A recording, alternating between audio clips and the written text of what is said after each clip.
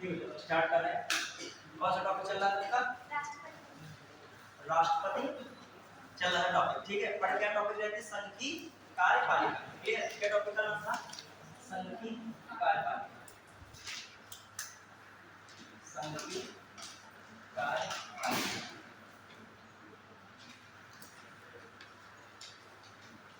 ठीक है, संघ की कार्यपालिका। उसमें टॉपिक था आपका प्रेसिडेंट, राष्ट्रपति। ठीक है, राष्ट्रपति। राष्ट्रपति लगभग हो गया था, लेकिन राष्ट्रपति क्या बची थी? शक्तियां बची थी। क्या बची थी? पावर्स। Powers of president. तो राष्ट्रपति की पावर्स को पढ़ना है। ठीक है, इस तरीके से हम लोग राष्ट्रपति की पावर को पढ़ेंगे और उसके बाद राष्ट्रपति जब हो जाएगा तो किसको पढ़ेंगे? उपराष्ट्रपति को पढ़ेंगे। और उपराष्ट्रपति जब हो जाएगा तो किसको पढ़ेंगे? पीएम को पढ़ेंगे। क्लियर? और जो भी फैक्ट वाली चीजें होंगी, टाइम ज्यादा लेनी होगी, उनको फैक्ट्स को हम उसके आपको विकल्प देंगे। ठीक है, जैसे मान लीजिए प्रेसिडेंट की लिस्ट है, वाइस प्रेसिडेंट की लिस्ट है, पीएम की लिस्ट है, क्योंकि इनको भी ध्यान रखना है कि लिस्ट भी पूछी जाती है मैच दी कॉलम के माध्यम से। ऐसे पूछ देगा सर, तीसरे 2021-22 में कार्यकाल लोकसभा का पूछा था, जिसको पीएम की लिस्ट पता थी उसने मैच कर दिया कि ये लोकसभा का कार्यकाल क्या लिखा है? गलत लिखा है। इनमें से कौन सा सुमेलित नहीं है? इस तरह क्वेश्चन था। ठीक है, मतलब ए टू जेड कंप्लीट कीजिए और फिर क्वेश्चन आंसर की मैं पीडीएफ भेज दूंगा। 185 उसमें क्या होंगे क्वेश्चन होंगे, शायद 185 या 188, मतलब पूरे का पूरा आपके संघ की कार्यपालिका समाप्त हो जाएगी। कंटेंट भी और उससे जुड़े हुए इतने भी क्या है क्वेश्चंस हैं। क्लियर? चलिए आइए देखते हैं क्या मामला है। राष्ट्रपति की आवाज की शक्तियां, राष्ट्रपति की शक्तियां। ठीक है, राष्ट्रपति की शक्तियों में हम लोग देखें, एक आता है कार्यपालिका शक्ति। कौन सी? कार्यपालिका शक्ति। क्लियर? एक होता है आपका विधायिका शक्ति। कौन सी पावर होती है? विधायिका। ठीक है, फिर एक कौन सी थी आपकी? वित्तीय शक्ति। कौन सी? वित्तीय शक्ति। फिर हम लोगों ने देखा था इसमें कौन? न्यायिक शक्ति। न्यायिक शक्ति। क्लियर? न्यायिक शक्ति। फिर जो देखा जाए हम लोगों ने किसको देखा था न्यायिक शक्ति के बाद? जो देखिए हम लोग न्यायिक शक्ति के बाद हमने कौन सी बताया? Veto power. कौन शक्ति? वीटो शक्ति। ठीक है, वीटो शक्ति। वीटो शक्ति कुछ कुछ विधायिका शक्ति से मिलती है, विधायी शक्ति से ही मिलती है, लेकिन वो हम अलग से बता देंगे। इसको विधायी लिखेंगे। क्या लिखोगे? विधायी। ठीक है, विधायी की विधायिका संबंधित क्या? विधायी शक्ति। ठीक है, फिर और आप क्या लिख सकते हो? सैन्य शक्ति। कौन शक्ति है? सैन्य शक्ति। और फिर सैन्य शक्ति के बाद जो आपका एक आएगा इसमें से कूटनीतिक शक्ति। कौन सी? कूटनीतिक कूटनीतिक शक्ति। क्लियर? कौन शक्ति है? कूटनीतिक शक्ति। कम से कम आपको ये सारी शक्तियां दिमाग में रखनी है। क्लियर? और हर शक्ति के बारे में जानना है, क्या क्या इंपॉर्टेंट बातें हैं। क्लियर? अब आइए एक बात और हम पहले बताते हैं कि प्रयास किया करो, रेगुलर आया करो। क्या है करो? सब लोग प्रयास करो रेगुलर। जब बहुत ज्यादा विषम परिस्थिति हो तभी छोड़ोगे। पता है कि सीक्वेंस नहीं है। देखिए 15% के आसपास पॉलिटी नहीं पढ़ रहा है सिलेबस। ठीक है, हम कहां पर आ गए? संघ की कार्यपालिका। और संघ की कार्यपालिका मान लीजिए आज फिनिश कर दें, फिर इसके बाद अगला टॉपिक क्या स्टार्ट हो जाएगा? संघ की विधायिका। विधायिका खत्म हुआ, राज्य की कार्यपालिका, राज्य की विधायिका, फिर आयोग बचेंगे, न्यायपालिका बचेगी। लगभग आपका पॉलिटी क्या हो जाएगा? कवर हो जाएगा। जान ही नहीं मिला किसको कि कब स्टार्ट हुआ कब खत्म हो गया, कि वही जान पाएगा जो क्या रहा होगा रेगुलर रहा। अभी हालांकि क्लासेस हैं, अभी टॉपिक बहुत सारे बाकी, लेकिन जो शुरू के टॉपिक थे वो कितने 10 क्वेश्चन, लगभग 5 से 10 क्वेश्चन उससे बन रहे हैं शुरू के टॉपिक से। अभी मैं रिकॉल कराऊंगा कहां से कहां तक चले। अब आइए पहले इसको करिए। बहुत बड़ा टॉपिक राष्ट्रपति अपने आप में। राष्ट्रपति कॉन्स्टिट्यूशन के बहुत सारे एरिया को कवर करता है। जो हम राष्ट्रपति को सही से पढ़ाने लगे, डीपली हर एक विंग में जाने लगे, तो अगला पॉलिटी का 50% अकेले राष्ट्रपति खत्म कर देगा। अब भी हम आपातकालीन शक्तियां अगर बहुत विस्तृत नहीं बताएंगे, बहुत बताएंगे तो आपातकालीन शक्ति ही तो 1 घंटे में हो पाएगी। कभी आप यूपीएससी का लेक्चर सुनिएगा, कोई बड़े टीचर से देखिएगा, उन्होंने केवल राष्ट्रपति की कार्यपालिका 1.5 घंटे में बताई है। समझ रहे हो नहीं? राष्ट्रपति की विधायिका केवल 1 घंटे चली है। तो हमारे पास टास्क है क्या? सारी शक्तियों को निपटाने का। और प्लान ये भी है कि उपराष्ट्रपति पर क्या कर पहुंचना है उसको भी हो, जो शायद इसके बाद भी क्लास बने आज, तो उसमें हम क्या करेंगे? प्रधानमंत्री को भी क्या कर देंगे? फिनिश कर देंगे। तो सब कुछ मैनेज करना है। क्लियर? आइए सबसे पहले जो है शक्ति है कौन सी आपकी? कार्यपालिका। कार्यपालिका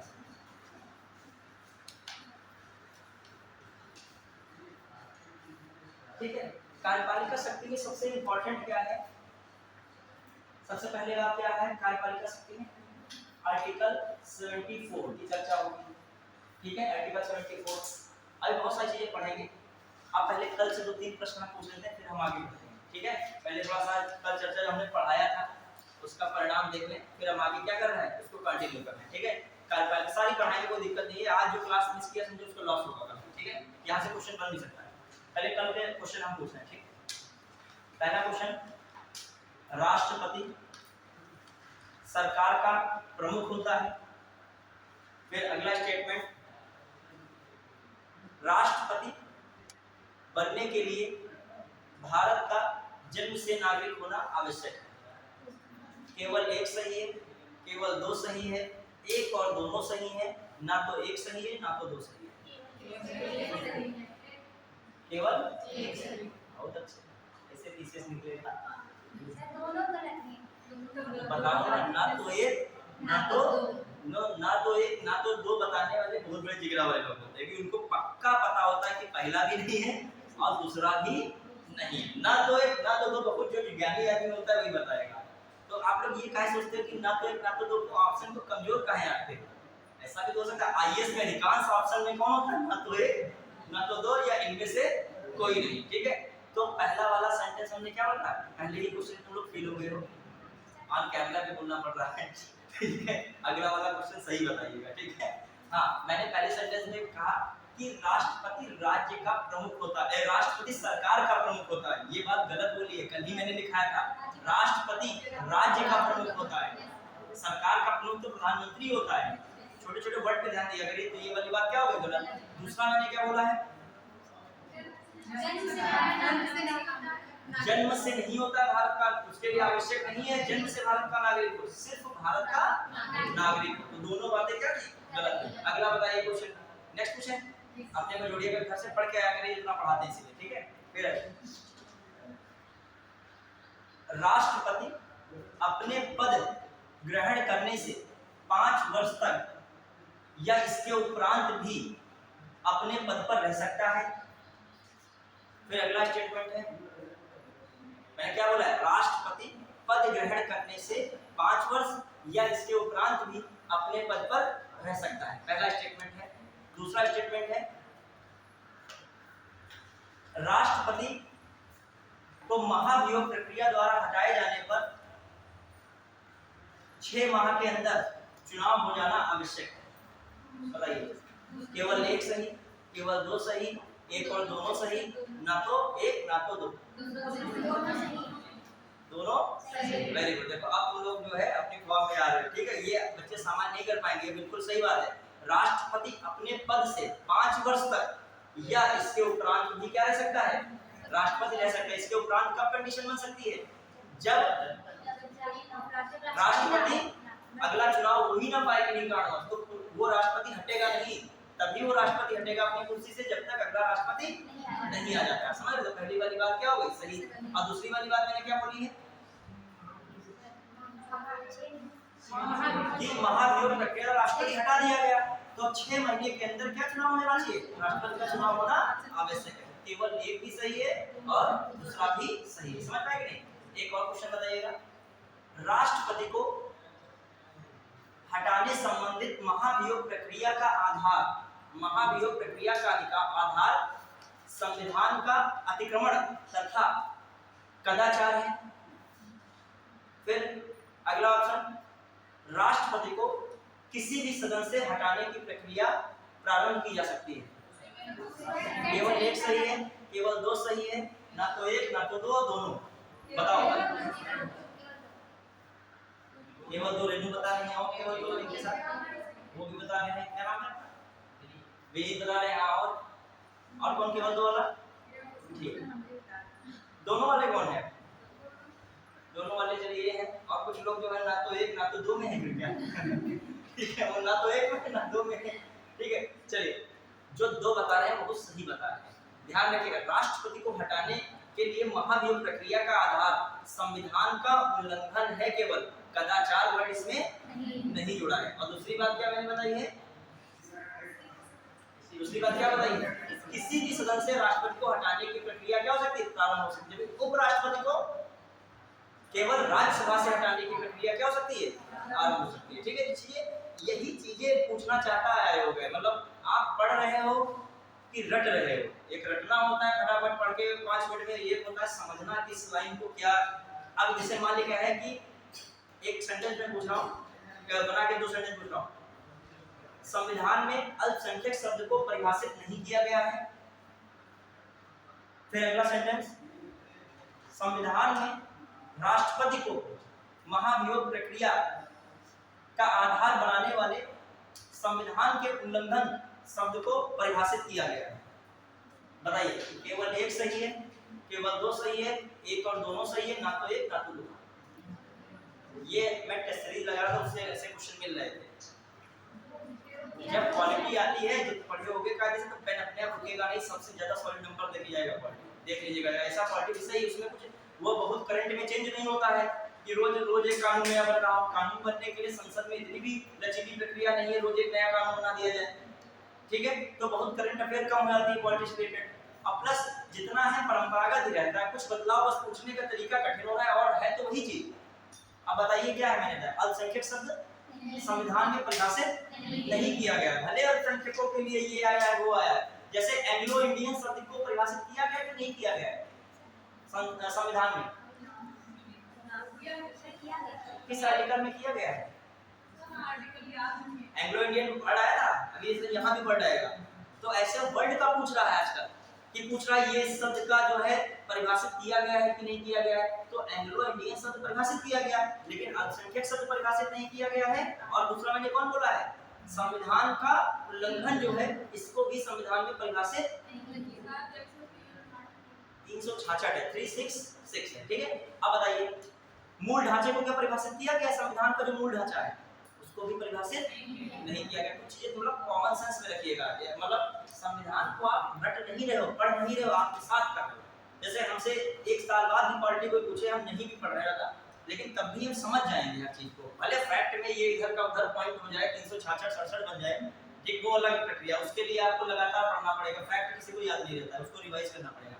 लेकिन एक होता है समझना, मैं समझ जाऊंगा ये व्यक्ति गलत बोल रहा है, क्या बोल रहा है, या सही भैया इसमें क्या तर्क होगा, वो सोच समझ के बता सकता हूँ। क्यों? क्योंकि मैंने पढ़ा है कि अल्पसंख्यक शब्द की परिभाषा कहीं मिली नहीं मुझे, मैंने पढ़ा है संविधान का उल्लंघन का परिभाषित किया नहीं गया, मैंने पढ़ा है कि मूल संरचना को कहीं भी परिभाषित नहीं किया गया। टाइम टाइम पर सुप्रीम कोर्ट उसे क्या करती है, परिभाषित करती है। क्लियर? तो ये सब चीजें पॉइंट्स देखने पड़ेंगे। अब आइए, अब हम लोग चल रहे हैं कार्यपालिका से। तो आप लोग कल अपना पढ़ के, मतलब जो भी टॉपिक पढ़ाते हैं उसको पढ़ के आया करिए। हमने जितने भी पॉइंट्स बताए थे, राष्ट्रपति का निर्वाचन बताया था, राष्ट्रपति की क्या बताई थी, योग्यताएं बताई थी, फिर राष्ट्रपति की क्या शर्तें बताई थी, राष्ट्रपति क्या बताया था, कार्यकाल समझाया था, और उनसे संबंधित सारे मैंने क्या बताए थे, आर्टिकल बताए थे। अब मैं किस पे आ रहा हूँ, कार्यपालिका में। अब कार्यपालिका का मैंने कल जिक्र किया था आर्टिकल 74। क्या मैंने जिक्र किया था इसमें 74 में? सबसे इंपॉर्टेंट जिक्र में क्या था कार्यपालिका में? देखिएगा क्या होता है कार्यपालिका, समझिए।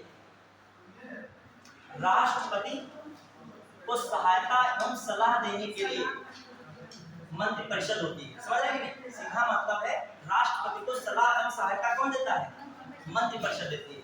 इस बात को लिखिएगा, इसमें कार्यपालिका शब्द में आता है राष्ट्रपति को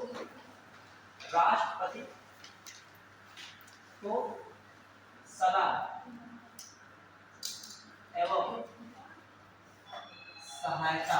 सहायता देने के लिए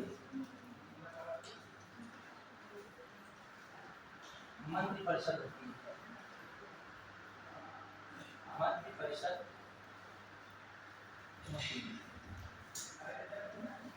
ठीक है, तो याद रखिएगा, ये आर्टिकल पूछा हो जाता है कि राष्ट्रपति को सलाह एवं सहायता देने के लिए क्या होती है, मंत्रिपरिषद होती है। फिर आ जाइए, अगली बात क्या इसमें आ रही है कि राष्ट्रपति के पास कोई भी विधेयक यदि मंत्रिपरिषद पहुंचाती है तो राष्ट्रपति मंत्रिपरिषद को उसे पुनर्विचार के लिए वापस भेज सकता है, लेकिन पुनः उसे संसद में पारित करने के पश्चात राष्ट्रपति के सम्मुख इसे प्रस्तुत किया जाता है, तो राष्ट्रपति उसे स्वीकार करने के लिए बाध्यकारी होता है। आप टेंशन ना लो, लैंग्वेज में इतना घबराओ, कुछ ऐसा नहीं बता रहा हूँ, नॉर्मल ये है। देखिए, एक होता है कि भाषा और एक होता है आपको समझ, और भाषा समझ दोनों बनानी पड़ेगी, क्योंकि प्रीलिम्स से थोड़ी लिखना है, परीक्षा में लिखना है। अब हम दो वर्ड लिखें, सेंटेंस ना बनवाए लिखे, तो हम प्रयास नहीं कर रहे हैं कि थोड़ा सा लाइन भी लिखने की। क्या डालो आप, आधा डालो ना, जब जोड़े जोड़ नहीं पाओगे, क्या बना रहे हो सेंटेंस, तुम्हारा बना सेंटेंस कुछ और ही अर्थ बता रहा है उसमें। आजकल सबसे ज्यादा जो दुर्गत चल रही है जानवरों में सियार की चल रही है, ध्यान दिया है? लकड़बग्घों बाघों के चक्कर में बेचारे मारे कौन जा रहे हैं? तो कहावत है ना, गलती करे कोई भरे कोई।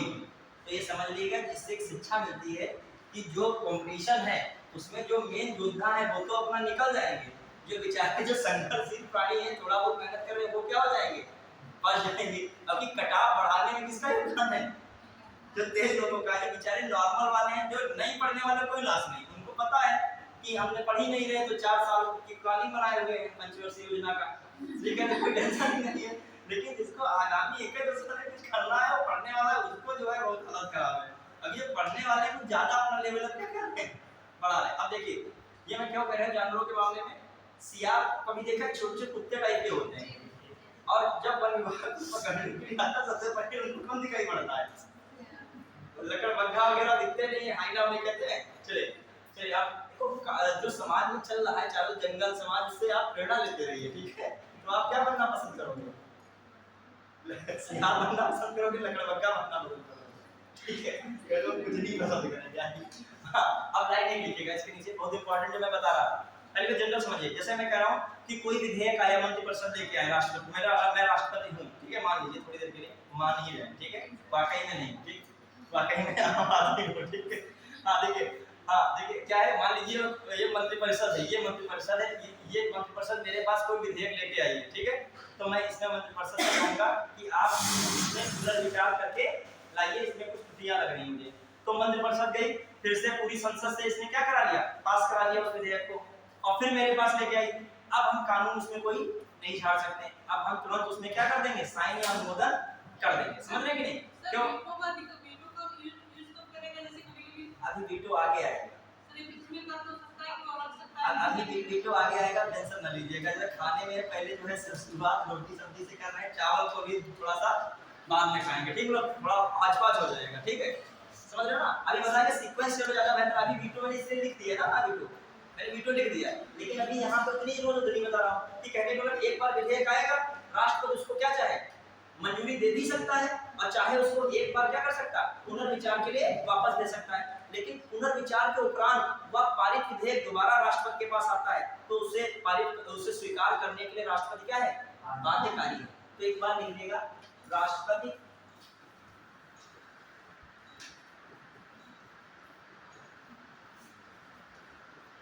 पुनर्विचार है विधेयक को वापस भेज सकता है, ठीक है, राष्ट्रपति पुनर्विचार है तो विधेयक को वापस भेज सकता है, ठीक है, परंतु पुनः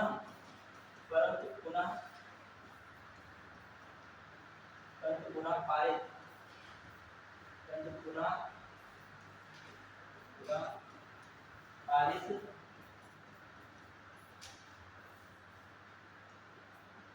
उस विधेयक को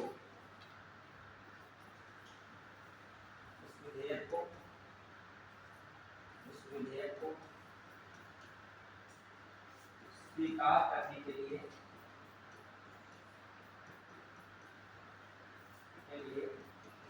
क्या है, बाध्यकारी। समझ पाए आपको?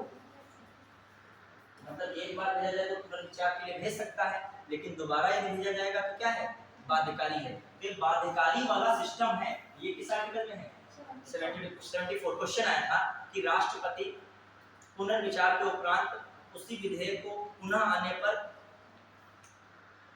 स्वीकार करने के लिए बाध्यकारी है। निम्नलिखित में से 4 आर्टिकल दे दिए थे, तो टिक लगाते बाध्यकारी में 74। जब आप क्वेश्चन करोगे तो आप उसी हिसाब से पढ़ाई करोगे, और हम भी उसी हिसाब से पढ़ाते हैं क्वेश्चन जैसा आता है। फिर आइए आर्टिकल 74 में मेन यही था कि राष्ट्रपति को सहायता सलाह देने के लिए क्या होगी, मंत्रिपरिषद होगी। और दूसरी बात, मंत्रिपरिषद एक बार विधेयक पहुंचाएगा तो राष्ट्रपति पुनर्विचार के लिए भेज सकता है, फिर जब दोबारा वही विधेयक पारित होकर आ जाएगा तो राष्ट्रपति उसे स्वीकार करने के लिए क्या है, बाध्यकारी है। ये कौन आर्टिकल कहता है, 74। फिर आ जाएगा आर्टिकल 75, ये भी राष्ट्रपति कार्यपालिका शक्ति में आता है। कार्यपालिका शक्ति का मतलब एक हिसाब से नियुक्ति करना, संयोग करना, ये पावर्स है राष्ट्रपति। अब देखिए क्या है इसमें, राष्ट्रपति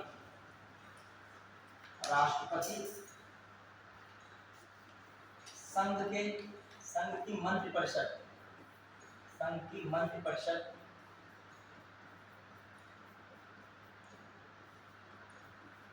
के सभी मंत्रियों की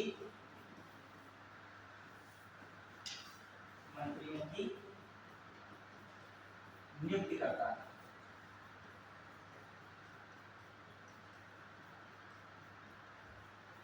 ठीक है, राष्ट्रपति संघ की मंत्रिपरिषद के सभी मंत्रियों की क्या करता है, नियुक्ति करता है।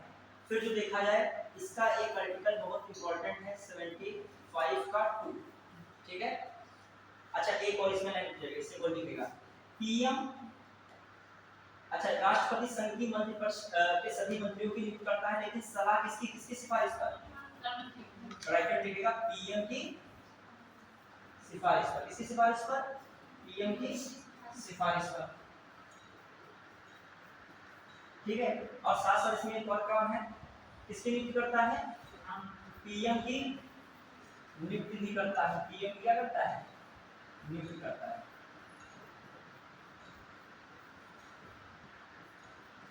अब एक चीज बताइएगा, किस व्यक्ति के रूप में पीएम की नियुक्ति करेगा, ये वो तो आपसे मैं पूछ रहा हूं अंडरस्टैंडिंग के लिए। मैं कह रहा हूं राष्ट्रपति किसकी नियुक्ति करता है, पीएम की नियुक्ति करता है। पीएम निर्वाचित नहीं होता है, पीएम क्या होता है, नियुक्त होता है। पीएम साधारणतः लोकसभा का निर्वाचित सांसद होता है। साधारणतः सामान्यतः आप कह सकते हैं लोकसभा का क्या होता है, निर्वाचित सांसद होता है। वैसे क्या है, पीएम भारत का कोई भी नागरिक प्रधानमंत्री के रूप में पीएम के रूप में नियुक्त हो सकता है। भारत कोई भी नागरिक को पीएम के रूप में नियुक्त हो सकता है, बशर्ते क्या होना चाहिए, 6 महीने के अंदर उसे किसी न किसी सदन की क्या लेनी पड़ेगी, सदस्यता लेनी पड़ेगी। लेकिन ब्रिटेन के संविधान में ऐसा नहीं है। ब्रिटेन में जो पीएम बनेगा वो सदस्य जरूर होना चाहिए। ठीक है, अपने वहां ऐसा कोई शर्त नहीं। यदि आप 25 वर्ष या इससे ऊपर के हो तो राष्ट्रपति आपके किसके रूप में नियुक्त कर सकते हैं, पीएम के रूप में नियुक्त कर सकते हैं, बशर्ते आपको 6 महीने के अंदर लोकसभा या राज्यसभा में सदस्यता लेनी है। राज्यसभा में बहुमत द्वारा भी सदस्य बन सकते हो और लोकसभा के चुनाव इत्यादि के माध्यम से आप निर्वाचित हो सकते हो। क्लियर, मैंने इसमें डायरेक्ट लिख दिया है पीएम की नियुक्ति करता है। अब बताइए थोड़ा सा पीएम कौन बनता है। पीएम ऐसे क्या सबको नियुक्त करने लगेंगे, राष्ट्रपति कुछ शर्तें हैं, क्या किसकी नियुक्ति होती है पीएम के संदर्भ में, किस व्यक्ति की नियुक्ति कर सकते हैं। हाँ, हमारा कहने का बहुमत वाली पार्टी के नेता। इस बार तो बहुमत नहीं है, बहुमत कितने का होता है, 272 पे। और इस बार तो जो सबसे बड़ी पार्टी है बीजेपी, उसकी पास कितनी सीटें हैं, 240। फिर तो बात खराब हो गई। मतलब ये बात क्या हो गई, मतलब जो है इस बात की बात नहीं बन रही है, या क्वालिटी गलत है, या फिर जो है आप गलत है, या फिर सिस्टम में पूरा बनाया गया गलत है। देखिए शर्त क्या है इसमें, एक तो शर्त है कि राष्ट्रपति क्या करेगा, लोकसभा के बहुमत दल के नेता के रूप में पीएम पद की नियुक्ति करेगा। मतलब राष्ट्रपति क्या करेगा, लोकसभा में जो बहुमत दल का नेता होगा उसकी नियुक्ति करेगा। तो पिछली वाली जो सरकार थी एनडीए, उसमें बीजेपी पार्टी 300 प्लस थी, तो उसमें जो बहुमत दल के नेता पीएम नरेंद्र मोदी थे उनकी नियुक्ति कर दी थी। लेकिन इस बार तो बहुमत दल के नेता 240, कांग्रेस सेकंड कितने में है, 99, तो बहुत पीछे चली गई है। मान लीजिए ये एनडीए गठबंधन है, एनडीए जाने हो नेशनल डेमोक्रेटिक एलियंस, हर छोटी चीज पर ये आपने गड़बड़ हो जाएगा। और ये दूसरा कौन बना है, इंडी एलियंस, क्या है form, Indian national development inclusive aliens. Clear. अब बताइए इनके पास सबसे बड़ी पार्टी कौन है, कांग्रेस, कितनी सीट है, 99। और एनडीए इनके पास सबसे बड़ी पार्टी है बीजेपी, कितनी सीट है, 240। लेकिन गठबंधन जब हुआ तो गठबंधन ने इनकी सीटें कितनी पहुंच गई, 293 के आसपास। इनकी बहुत कम रहेगी उस हिसाब से, इनके हिसाब से। 293 का 272 होना चाहिए बहुमत, इससे कितना ऊपर चलेगा, काफी ऊपर चलेगा उस हिसाब से। तो अब क्या किया जाएगा, वो क्या कर सकता है राष्ट्र गठबंधन के नेता की नियुक्ति कर रहा है। किसके नेता की कर रहा है, यहाँ पर बहुमत दल के नेता की नियुक्ति नहीं कर रहा है, किसके नेता की नियुक्ति कर रहा है। और गठबंधन सबसे बड़ा गठबंधन कौन है, एनडीए। एनडीए के दल के नेता कौन है, पीएम नरेंद्र मोदी। तो इसलिए पीएम नरेंद्र मोदी की नियुक्ति। तो अब सेंटेंस बनाइए, मान लीजिए स्टेटमेंट टाइप का देता कि राष्ट्रपति केवल लोकसभा के बहुमत दल के नेता के रूप में प्रधानमंत्री की नियुक्ति करता है। ये सही सेंटेंस है, गलत है, केवल वर्ड लगा दिया। क्या लगा दिया, केवल। क्यों, ये तो मैं कह रहा हूँ गठबंधन दल के भी नेता के रूप में पीएम पद की क्या कर सकता है, नियुक्ति कर सकता है, जो वर्तमान स्थिति के अनुसार। अच्छा, एक ऐसी स्थिति आ सकती है कि जो एनडीए के पास किसने, कौन सी पार्टी ने सपोर्ट किया था हमें, टीडीपी ने किया था कि नहीं, न्यूज़पेपर पढ़ते हो नहीं, 16 किया था टीडीपी ने, 16। और ये कौन है, जेडीयू। जेडीयू इसने कितना, 12 किया, 12 किया है, देख लीजिएगा। ठीक है, अब देखिए 16 12 ये लोग सपोर्ट किए तब कहां तक पहुंचे, 293 तक। हमारे लोग सपोर्ट ना करते तो त्रिशंकु की स्थिति बन जाती। क्या होती, मतलब किसी के पास बहुमत नहीं होता, ना इनके पास, ना उनके पास, ना उनके पास, तो भी एक स्थिति बड़ी विकट आती। तो उस समय राष्ट्रपति क्या करता कि उसके विवेकाधिकार पर निर्भर है, सबसे बड़ी पार्टी के नेता को क्या बना सकता था, पीएम पद की नियुक्ति कर, सबसे बड़ी पार्टी के नेता को पीएम पद की नियुक्ति के रूप में कर सकता था। लेकिन एक शर्त थी कि कुछ दिन का टाइम दिया था कि आपको अपना बहुमत स्पष्ट लोकसभा में करना पड़ता। ये स्थिति समझ रहे, 3 कंडीशन हो गई, एक तो लोकसभा के बहुमत दल के नेता, दूसरा गठबंधन के नेता, तीसरा जो सबसे बड़ी पार्टी है। ठीक है, ये बात दिमाग में रखिएगा। आप समझ पा रहे हैं। देखिए वर्ड तो मैंने केवल लिख दिया था पीएम की नियुक्ति, लेकिन इसका सारांश जो है हमने थोड़ा सा आपको बता दिया। बढ़िया नहीं, तो याद रखिएगा 175 का ये हो गया। ये सब देख लीजिएगा, एनडीए इंडी जो सब पता नहीं क्या आ जाए। अभी आया था पुलिस की शिफ्ट में, अपोजिशन लीडर कौन है, राहुल गांधी थे। अपोजिशन लीडर का कौन बनाया गया है, राहुल गांधी। इनको किसका दर्जा मिला है, कैबिनेट मंत्री का। किसका दर्जा मिला है, तो छोटी छोटी चीजें जो है पूछ लेता है, वहां फंस जाओगे। ठीक है, तो जो न्यूज में आती है इंडी पूछ ले कि फुल फॉर्म इसमें क्या, 4 कहीं दे दे, एनडीए और इंडी का फुल फॉर्म में आपको कंफ्यूजन कर दे। चलिए अब देखते हैं हम लोग है। फिर आइए जो आपका जो अगला टॉपिक इसमें है आर्टिकल 75 का 2। आर्टिकल 75 का 2 अब देख लीजिएगा इसमें क्या है। 75 का 2 में क्या है बताइए। मंत्रिपरिषद व्यक्तिगत रूप से राष्ट्रपति के प्रति उत्तरदायी है। किसके प्रति, राष्ट्रपति। व्यक्तिगत क्यों कह रहे हैं, क्योंकि मंत्रियों की नियुक्ति किसने की है, राष्ट्रपति। तो उत्तरदायी तो उसी के लिए होगी जिसने आपकी क्या की होगी, नियुक्ति की होगी। तो उत्तरदायी किसी और के लिए, खाना जो खिलाएगा उसके उत्तरदायी होगी, जो लाठी मारेगा उसके लिए उत्तरदायी होगा। बताओ कुत्ता किसके लिए उत्तरदायी होता है, अपने मालिक के प्रति रहता है, क्योंकि वो उसे क्या खिलाता है। तो नियुक्ति किससे हो रही है, राष्ट्रपति से। तो उत्तरदायी किसके प्रति है, राष्ट्रपति के, प्रधानमंत्री के प्रति नहीं है। सिफारिश पीएम की थी लेकिन। क्लियर। अब ये दूसरी बात क्या है, लिख लीजिए इसमें, लिखिए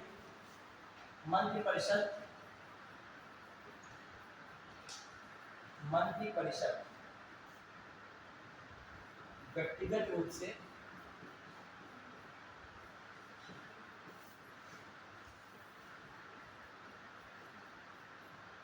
राष्ट्रपति के प्रति उत्तरदायी। ये राष्ट्रपति के पश्चात पर्यंत है, इसीलिए क्या है, ये राष्ट्रपति के पश्चात पर्यंत। पश्चात पर्यंत मतलब राष्ट्रपति जब चाहे इनको क्या कर सकता है, हटा सकता है। समझ रहे कि नहीं। तो पश्चात पर्यंत का मतलब ये है प्लीजर, राष्ट्रपति के प्लीजर तक ही है, उसी तक है, मतलब पश्चात पर्यंत बड़ी विषयता है। तो पूछना जाए निम्नलिखित में से कौन राष्ट्रपति के पश्चात पर्यंत है, तो उसमें किसको टिक लगाओगे, मंत्रिपरिषद। मतलब पश्चात पर्यंत जब चाहो उनकी क्या कर सकते हैं, सदस्यता नहीं कर सकते, मंत्री पद से हटा सकते हो। क्या कर सकते हो, मंत्री पद से हटा सकते हो। क्लियर। फिर आ जाइए अगला कौन, ये सबसे ज्यादा पूछा था आर्टिकल 75 का 3। ठीक है, 75 का 3 इसमें भी देख लीजिएगा। 75 के 3 में क्या इंपॉर्टेंट है, 75 के 3 में ये बहुत बार क्वेश्चन आया है। मंत्रिपरिषद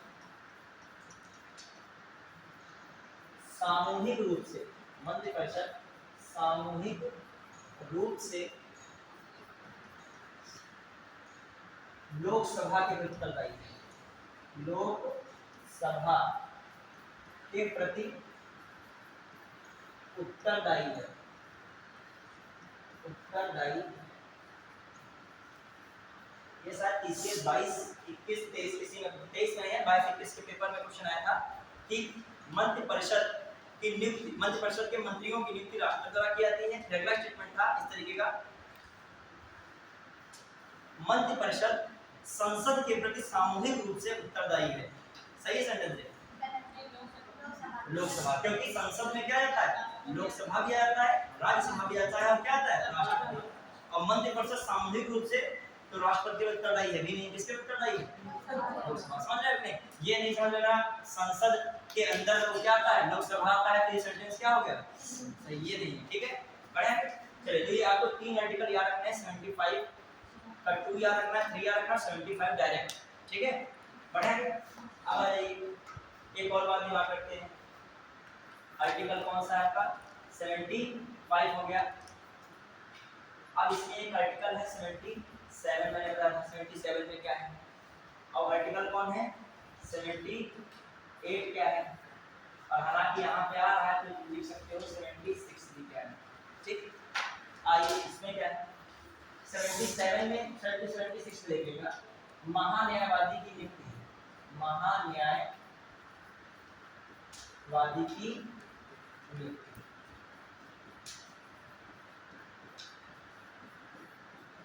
और जो ये महान्यायवादी होता है ये क्या होता है, सरकार का सबसे बड़ा वकील है, सरकार का सबसे बड़ा विधिकारी।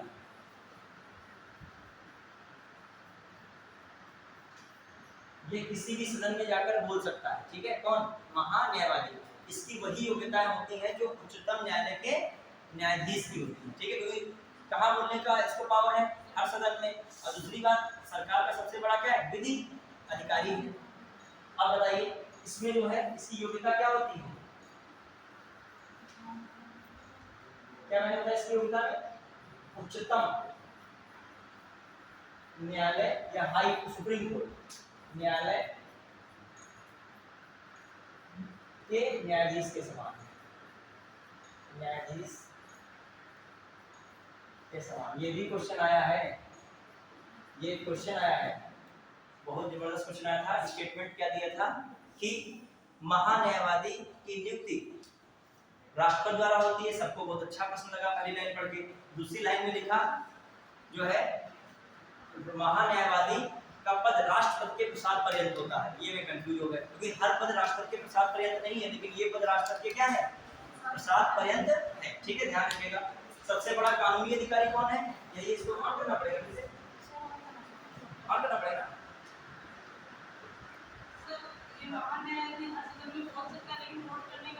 अधिकार इसको नहीं है, वोट करने का अधिकार नहीं, कोई सदस्य कहाँ है, वोट तो वही करेगा जो क्या होगा, सदस्य। मान लीजिए यहाँ पर वोटिंग कराई जाए तो वोट तो वही करेगा कि हम जो है, या आप कोई 10 लोगों को बुला लाओ, फिर क्लास ना पढ़े, वोटिंग के दौरान रहे और फिर चले जाए, नहीं, जो सदस्य होगा वही क्या करेगा, वोटिंग करेगा। क्लियर। अब आइए समझ पाए कि महान्यायाधीश हो गया, महान्यायाधीश क्या रखेगा, चला गया क्या कहाँ से नहीं आएगा, चलिए कोई बात नहीं। हाँ, अगला लिखिएगा 76 हो गया। 77 लिखिए, भारत सरकार की कार्यवाही का संचालन राष्ट्रपति के नाम से लिखिएगा। भारत सरकार की 77 लिखिएगा, आर्टिकल 77, भारत सरकार की कार्यवाही का संचालन, कार्यवाही का संचालन किसके नाम से होता है, राष्ट्रपति के नाम से, राष्ट्रपति के नाम से। ठीक है, कार्यवाही का संचालन किसके नाम से, राष्ट्रपति के नाम से। फिर आ जाइए, ये किसमें कह रहा है, आर्टिकल 77। फिर आर्टिकल किसमें आ रहे हैं, 78। इसमें देखिएगा आर्टिकल 78, इसमें क्या कहा गया था, प्रधानमंत्री राष्ट्रपति को सूचना एवं जानकारी देगा। मतलब प्रधानमंत्री से जानकारी जो मिलना होगा, सूचनाएं मिलनी होंगी, जो भी चीजें जानकारी इत्यादि है वो सब राष्ट्रपति को देने का कर्तव्य है। किस आर्टिकल के तहत कहा गया है? 78। ये भी याद रखिएगा, ये कार्यपालिका सेक्शन में आ रहा है, ठीक है। ये किसमें कहा गया है? प्रधानमंत्री द्वारा सूचना तथा जानकारी राष्ट्रपति को देना,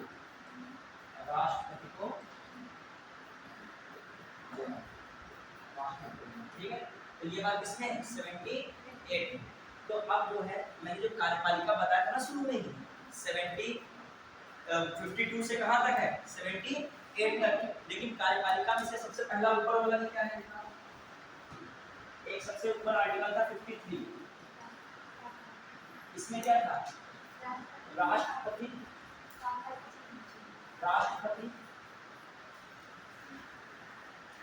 में क्या है? कार्यपालिका सत्ता।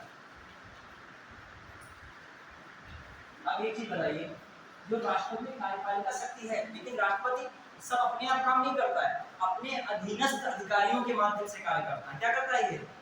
अपने अधीनस्थ अधिकारियों,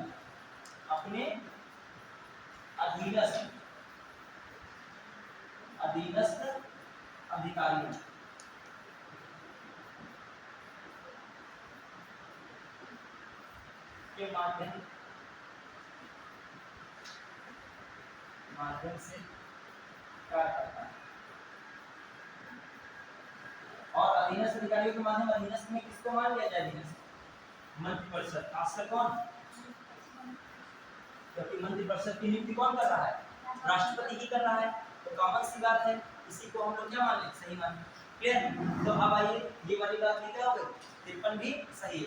हाँ, जैसे आपने बताया कि मंत्रिपरिषद व्यक्तिगत रूप से राष्ट्रपति के उत्तरदायी होगा, लेकिन क्या कोई भी जैसे कि जो जिसकी नियुक्ति की है वो इंसान अधिकारी राष्ट्रपति पद साथ कोई भी जिसकी नियुक्ति वो करेगा व्यक्तिगत रूप से। समझिए हमारी बात आ रही है। जैसे जिसकी नियुक्ति करता है वो होते हैं, सामूहिक रूप से जैसे लोकसभा के पद होते हैं व्यक्तिगत रूप से राष्ट्रपति, लेकिन नियुक्ति तो बहुत से अधिकारी लोगों की करता है।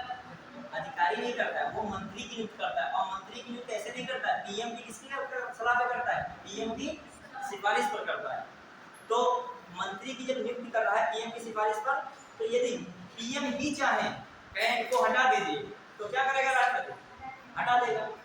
लेकिन व्यक्तिगत रूप से जिम्मेदार कौन है कि इसमें पीएम, लेकिन डायरेक्ट काम कौन हटाने का करेगा?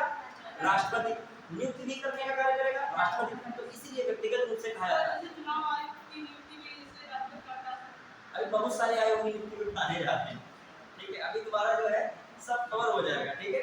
जो भी टेंशन नहीं, तुम्हारी जो बात करने की हम समझ रहे हैं, भावनाएं तुम्हारी जो पूछने की हैं, पूछिए, चाहो पूछिए, क्या पूछना है। चुनाव आयोग की जो नियुक्ति है वो भी यही करेंगे राष्ट्रपति। नहीं, वो प्रसाद पर्यंत नहीं है। हर प्रसाद पर्यंत नहीं है, वो एक कॉन्स्टिट्यूशनल बॉडी है, ठीक है। उसके लिए प्रसाद पर्यंत नहीं है। अरे चुनाव आयोग में सुनेगा, चुनाव आयोग में यदि प्रसाद पर्यंत हो जाए, सपोज दैट चुनाव आयोग में प्रसाद पर्यंत हो जाए, तो कह के उधर चुनाव कहीं कोई हार गया तो राष्ट्रपति उसको हटा देंगे, ऐसा नहीं है। वो कैसे हटेगा? जब चुनाव आयोग का जो अध्यक्ष होगा संसद द्वारा विशेष बहुमत से क्या किया जाएगा? हटाया जाएगा, ठीक है। ये भी आएगा, आप अभी सारी चीजें दूर हो जाएंगी परेशानी, ठीक है। फिर आइए, एक होता है जिज्ञासु विद्यार्थी, ठीक है। और तुम लोग बिना जिज्ञासु वाले हो, और जो सारे लोग जिज्ञासु बन जाओगे तो क्लास जो है तुम्हारी जिज्ञासा में समर्पित हो जाएगी, ठीक है। चलिए देखो, तुम लोगों को नहीं कह रहे, जनरल बता रहे कि कुछ अलग करना दो तरीके से होता है। एक अलग करना होगा, तुम लोग बात नहीं कर जनरल। जैसे मान लिया आप किसी से जुड़े हैं, आप अपना विकास करें तो ये पॉजिटिव है, ये हर कोई अपना विकास करेगा। लेकिन जिससे जुड़े हैं उसको नुकसान पहुंचाकर अपना विकास कर रहे हैं, तो ये क्या है? नेगेटिव है। फिर जब आप जाओगे तो आपके साथ भी क्या होगा? वही होगा। फिर वो आपके साथ आपने किया है उसके लिए वो पॉजिटिव है, लेकिन आपके लिए वो क्या है? ये श्रृंखला रुकती नहीं है, और से बता रहा हूँ, मान लीजिए क्या होता है, शॉर्टकट लोग अपना मान लीजिए किसी को हमने सपोर्ट किया, अब वो कुछ बढ़िया बन गया, फिर सबसे पहले जो है चैलेंज किससे किया, जिसने उसका क्या किया था, सपोर्ट किया। तो ये वहां पर क्या होता है नेगेटिव। तो कभी भी जीवन में याद रखिए, जहां रहिए ईमानदार बहुत तो नहीं हम कहते हैं, इतना ईमानदारी का अपने कोई रह ही नहीं पाता है, लेकिन इतना जरूर ईमानदार रहिए जिस थाली में खाइए कम से कम उस थाली में, क्योंकि थाली बहुत बड़ी हो जाती है, थाली में तुम छेद कर ही नहीं पाओगे, तुम खुद छेद किए तो जो व्यापक व्यक्ति है तुम नहीं तो कोई दूसरा खड़ा कर देगा तुम्हारी जगह। टीचर के पास क्या रोल होता है, मान लीजिए कोई विद्यार्थी है वो बढ़िया रेस में चल रहा है, टीचर ने खूब तारीफ की, बढ़िया कंडीशन में आ गया, अब वो उसके अंदर गंभीरता नाम की चीज थी नहीं, वो अपने अंदर समझ ही नहीं पा रहा है अपनी योग्यताएं, अब वो उसके अंदर अब पागलपन शुरू हो गया है कि अब ये भटकना वो भटकना स्टाइल में खो गया, भटक गया। और दूसरा वाला सुरसुरी निगाह से पीछे से आ रहा है आराम से, अब वो गुरुजी को फॉलो करता रहा, पता चला मार्जिन जब कट ऑफ आई तो तुम पहुंच गए 60 नहीं और वो निकल गए 101, अब कौन जीता फाइनली।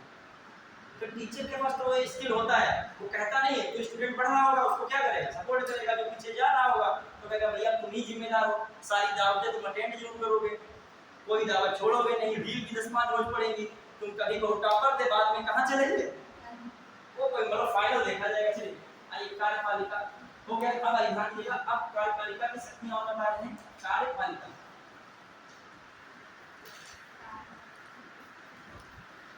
लक्ष्य एक है, बस अपना लक्ष्य पूरा हो जाए, क्वेश्चन आए वहां पे कर ले, बात खत्म, फिर प्रीलिम्स खत्म करें, मेंस शुरू करें। मेंस में हम तो प्लान बहुत तगड़ा बना रहे हैं, 2018 से जो बना वो 2023 तक मेंस में जितने भी क्वेश्चंस आए बहुत डिजाइन से इनको हम करा डालेंगे, और ये निकालना थोड़ा सा मुझे आसान लगता है, भले मैं मेंस में फाइनल नहीं हो पाया, लेकिन मुझे मेंस बिल्कुल से सरल लगता है, ये बता रहा हूं तुमको, बता रहा हूं ये अंदर अंदर की बात। लोग समझते हैं कि मेंस कठिन है, मैं समझता हूं कि प्रीलिम्स बहुत कठिन है, और तुम इस सिलेक्शन वाले से पूछ लो तो वो भी यही कहेगा कि प्रीलिम्स बहुत बड़ा जुआ है, प्रीलिम्स इतना बड़ा जुआ है, 8 लाख में से 4000 कैसे लिए जाएंगे, ये बहुत बड़ा टफ टास्क है। मेंस में क्या है, हम 18 से 23 तक सारे क्वेश्चंस लगाएंगे, टॉपिक वाइज पॉइंट सारे क्लियर कर लेंगे, तो हमको पता है कि आएगा राष्ट्रपति का निर्वाचन समझाओ, तो ऐसा तो है नहीं बिल्कुल ना समझा पाए, डायग्राम वायग्राम से पहले सोच के समझाओगे तो है ही कि नहीं समझाओगे, अब उसमें से 2 सेंटेंस बना के आप पूछ रहे कोई एक ऐसा बिंदु, अब तो आप उसमें क्या हो जाओगे, फंस जाओगे, और 10,000 बच्चा आपके ऊपर से रौंदता हुआ निकल जाएगा आपको, मजबूत तो नहीं हो रहा है, रियल में तो यही होगा, ये रौंदते हुए लोग निकल जाएंगे आपके ऊपर से, कभी 10 लाख में से कैसे 4000 ले जाओगे, ये बहुत कठिन प्रक्रिया है। तब अब 4000 में जो 400 में फाइट में हो तब भी सुकून है, 4000 में कितने में हो, 400 में तो हो, लेकिन 10 लाख से 4000 में कैसे आओ, जब मेंस देने जाओ तो रिलैक्स तो रहेगा, ये तो नहीं धाड़ से गिरे जाके धक्का मुक्की चल रही वहां पे, पानी वाली व्यवस्था बिल्कुल सब सॉलिड होगा, 2 ही सेंटर रहेंगे मेंस के, एक गाजियाबाद रहेगा, एक आपका इधर रहेगा कौन प्रयागराज, और एक यहाँ इधर लखनऊ है आपका, ज्यादा आसपास भी नहीं है, आप वहीं मेंस दीजिए, आराम ठंडा पानी पीजिए, आराम सुकून से मेंस दीजिए। लेकिन प्रीलिम्स में धक्का धक हो रहा है, घर वाले कह रहे प्रीलिम्स से नहीं निकल रहा है, दिक्कत है ना ये, चलिए हाँ कार्यपालिका की शक्ति देखिएगा, और जब प्रीलिम्स निकालोगे तो बहुत सारे अवसर भी मिलते हैं, बहुत सारी ऐसी वैकेंसी आती है कि उसमें मांगता है कि पीसीएस 2 बार क्वालीफाई हो, पीसीएस 1 बार क्वालीफाई, इंटरव्यू क्वालीफाई में सरकार वैकेंसी निकाल देती है, जो इंटरव्यू तक निकले हैं या पीसीएस 2-3 बार निकाले उनके लिए वैकेंसी है, ठीक है। आप बताएं बहुत सारी योजनाएं सरकार की होती है, उसमें मांगते हैं टीचिंग वाले में कि आईएएस का साक्षात्कार दिए हो, या पीसीएस में 2 बार क्या निकाले हो, प्रीलिम्स निकाले हो, या पीसीएस का साक्षात्कार दिए हो, या प्रीलिम्स 2 बार निकाले हो, या फिर क्या दिए हो एक बार साक्षात्कार, को इक्विवेलेंट मान लेते हैं, और या आईएएस का क्या दिए हो आप, मेंस दिए हो एक बार, ये सब इक्विवेलेंट, तो आपकी योजना खराब पड़ी जाएगी। चलिए जब मतलब आपके पास आर्थिक रूप से तंगी आई तो पढ़ाई के लिए आपके पास साधन रहेगा। चलिए अब आइए कार्यपालिका की शक्ति में फटाफट देखिएगा, एक तो पीएम की नियुक्ति तो कराई थी, फटाफट देखिएगा पीएम की नियुक्ति हो गई थी, ठीक है, पीएम की सलाह पर किसकी नियुक्ति हो गई थी, पीएम की सलाह पर किसकी नियुक्ति हो गई थी, मंत्रिपरिषद की, बताते जाइएगा फटाफट, ये सब कार्यपालिका से तो जल्दी सारे पॉइंट्स निकाले। फिर आइए किसकी नियुक्ति हो रही है, राज्यपाल, किसकी नियुक्ति करता है, राज्यपाल, जितने भी राज्यों के राज्यपाल होते हैं उनकी नियुक्ति कौन करता है, राष्ट्रपति, क्लियर। फिर आ जाइए, अब आइए राज्यपाल हो गया, फिर महान्यायवादी, कौन, महान्यायवादी की नियुक्ति कौन कर रहा है, राष्ट्रपति कर रहा है, क्लियर। फिर तो देखा जाए हम लोग, अब देखो ये कुछ पद है ऐसे, और देखिए जो यूपीज हैं, यूपी होते हैं नहीं, उसमें राज्यपाल नहीं होते, उसमें उपराज्यपाल नहीं नाम है, क्या है, उपराज्यपाल, उपराज्यपाल। फिर प्रशासक कहीं कहीं नाम होता है, क्या नाम होता है? प्रशासक। और कहीं कहीं मुख्य आयुक्त नाम होता है, क्या नाम होता है? मुख्य आयुक्त। इनकी सबकी नियुक्ति कौन करता है? कौन करता है? राष्ट्रपति। समझ रहे कौन करता है? राष्ट्रपति। क्लियर? फिर आ जाइए, लिखते जाइए प्रशासक। जो यूपीज के सीएम, अब यूपीज के सीएम सोच रहे हो कौन है? दो तो सीएम है ही है यूपीज के, दो जगह विधानसभा है कि नहीं, दिल्ली और पुदुचेरी। तो यूपी के सीएम की नियुक्ति कौन करेगा? प्रेसिडेंट। और वरना स्टेट के सीएम की नियुक्ति कौन करता है? राज्यपाल। समझ रहे हो? तो यूपी के सीएम की नियुक्ति कौन करता है? नियुक्ति कौन करेगा? यही प्रेसिडेंट। क्लियर? फिर आ जाइए, अब हम यहाँ पे देख रहे हैं कुछ इंपॉर्टेंट कौन है, जैसे चुनाव आयुक्त। कौन हो गया? चुनाव आयुक्त। ठीक है, चुनाव आयुक्त। फिर एक आता है अपना, तो चुनाव आयुक्त का मतलब मुख्य चुनाव आयुक्त नहीं का, मुख्य चुनाव आयुक्त। ठीक है, फिर आ जाइए election commission of India, ECI. ठीक है, इलेक्शन कमीशन ऑफ इंडिया में चुनाव आयुक्त होता है। और फिर supreme court and high court के न्यायाधीश की नियुक्ति कौन करेगा? नियुक्ति राष्ट्रपति करता है। क्लियर? समझ पा रहे हो? जो मुख्य चुनाव आयुक्त है और सुप्रीम कोर्ट और हाई कोर्ट के सभी न्यायाधीशों की नियुक्ति कौन करेगा? राष्ट्रपति। फिर आ जाइए इधर एनएचआरसी, नाम सुनो, नेशनल ह्यूमन राइट कमीशन। इसके भी अध्यक्ष की नियुक्ति, अध्यक्ष हो गया, अध्यक्ष। फिर इसके बाद कौन होता है? यूपीएससी। यूपीएससी का जो अध्यक्ष होता है, चेयरमैन, उसकी नियुक्ति कौन कर रहा है? राष्ट्रपति कर रहा है। और बताइए उसकी नियुक्ति हो रही है यहाँ पे अल्पसंख्यक आयोग को भी, और पहले कॉन्स्टिट्यूशन बॉडी में उनका सीआईसी, नाम सुना? CIC, chief information commissioner. मुख्य चुनाव आयुक्त कौन होता है? मुख्य सूचना आयुक्त, मुख्य सूचना आयुक्त। इसकी नियुक्ति कौन करता है? राष्ट्रपति। और ये करता है आपका सीबीसी, सीबीसी केंद्रीय सतर्कता आयोग,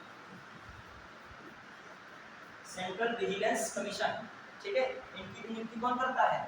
राष्ट्रपति। अब आइए, मैंने ऐसे क्यों लिखा है समझिएगा, तो बता रहे हैं इतना मैंने लिखा है कि नहीं, और इसमें से कुछ चीजें ऐसी बताऊंगा जो फंसती हैं एग्जाम में, कंफ्यूजन हो जाता है। मैंने लिखा है लिखा एक कहीं के मैं स्पीड बढ़ा देता हूँ, ठीक है, ध्यान रखिएगा, थोड़ा सा अपने लिए संभाल रखिएगा। और फिर कहीं कहीं थके लग तो थोड़ा सा मैं स्पीड कम कर देता हूँ। ठीक है, अब आइए बराबर देखिए, अब महान्यायवादी में ध्यान दीजिएगा, जो ये पद है पीएम की सलाह पर मंत्रिपरिषद, ध्यान देना, तो मंत्रिपरिषद हो गया एक, राज्यपाल हो गया दो, और खासकर महान्यायवादी हो गया तीन। इनको जो राष्ट्रपति, और हालांकि इनको भी उपराज्यपाल, प्रशासक, मुख्य आयुक्त, इनको भी देखा जाए, इनको भी इसमें शामिल कर लीजिए। इनको राष्ट्रपति हटाता है। राष्ट्रपति क्या कर सकता है? राष्ट्रपति हटाता है, रिमूव बाय प्रेसिडेंट हटाता है। किसकी सलाह पर? राष्ट्रपति किसकी सलाह पर? केंद्र सरकार की सलाह पर। किसकी सलाह पर? केंद्र सरकार की सलाह पर, केंद्र सरकार की सलाह पर। और केंद्र सरकार की सलाह बोले तो मंत्रिपरिषद। कौन था केंद्र सरकार? मंत्रिपरिषद। अब बताओ, मंत्रिपरिषद की सलाह पर जिसको हटाया जाएगा उसे राष्ट्रपति के प्रसाद पर कहा जाता है। क्या कहता है? राष्ट्रपति के, इस असल में ये पद क्या हो गए? राष्ट्रपति के प्रसाद पर्यंत। ये पद क्या हो गया? इसी को हम ऐसे लिखे दे रहे हैं, राष्ट्रपति के प्रसाद पर्यंत।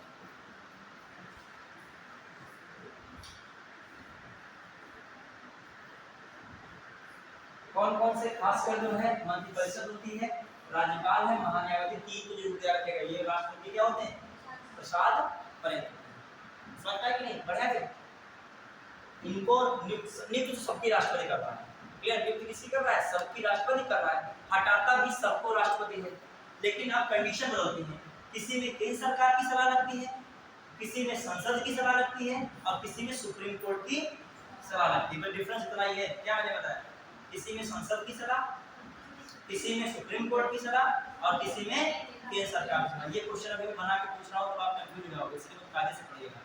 पहली बात, सबकी नियुक्ति है, सबकी नियुक्ति भी करेगा राष्ट्रपति, हटाएगा भी राष्ट्रपति। नियुक्ति में कोई पेच नहीं होता है, पेच कहाँ फंसता जाते हैं, हटाने में। हटाने में कहीं कहीं राष्ट्रपति किसकी सलाह लेता है, केंद्र सरकार की, कहीं कहीं किसकी सलाह लेगा, संसद की, और कहीं कहीं किसकी सलाह लेगा, बस तीन ही बातें पढ़ेंगे। अब आइए, अब जो हमने ये पद बताए हैं नीचे के, खासकर यूपी के सीएम को हटा दी, ये इलेक्शन कमिश्नर और हाई कोर्ट और सुप्रीम कोर्ट के न्यायाधीशों की नियुक्ति, इनको भी हटाता कौन है, हटाता कौन है, हटाता राष्ट्रपति। कौन हटाता है, राष्ट्रपति। लेकिन सलाह किसकी लगेगी, सलाह किसकी लगेगी, संसद किसकी लगेगी।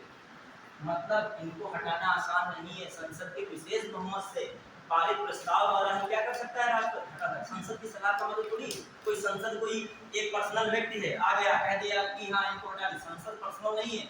संसद की सलाह का मतलब लोकसभा से हटाने वाला प्रस्ताव, राज्यसभा से हटाने वाला प्रस्ताव जब पारित हो जाएगा तो उस प्रस्ताव के आधार पर राष्ट्रपति उनको क्या करेगा, हटाएगा। समझ रहे हैं कि नहीं, क्यों, इतना महत्वपूर्ण पद है चुनाव आयोग, मुख्य निर्वाचन आयुक्त के चुनाव आयोग। पूरे देश का चुनाव कौन कर रहा है, लोकसभा का मुख्य निर्वाचन आयोग के अंडर में होता है कि नहीं।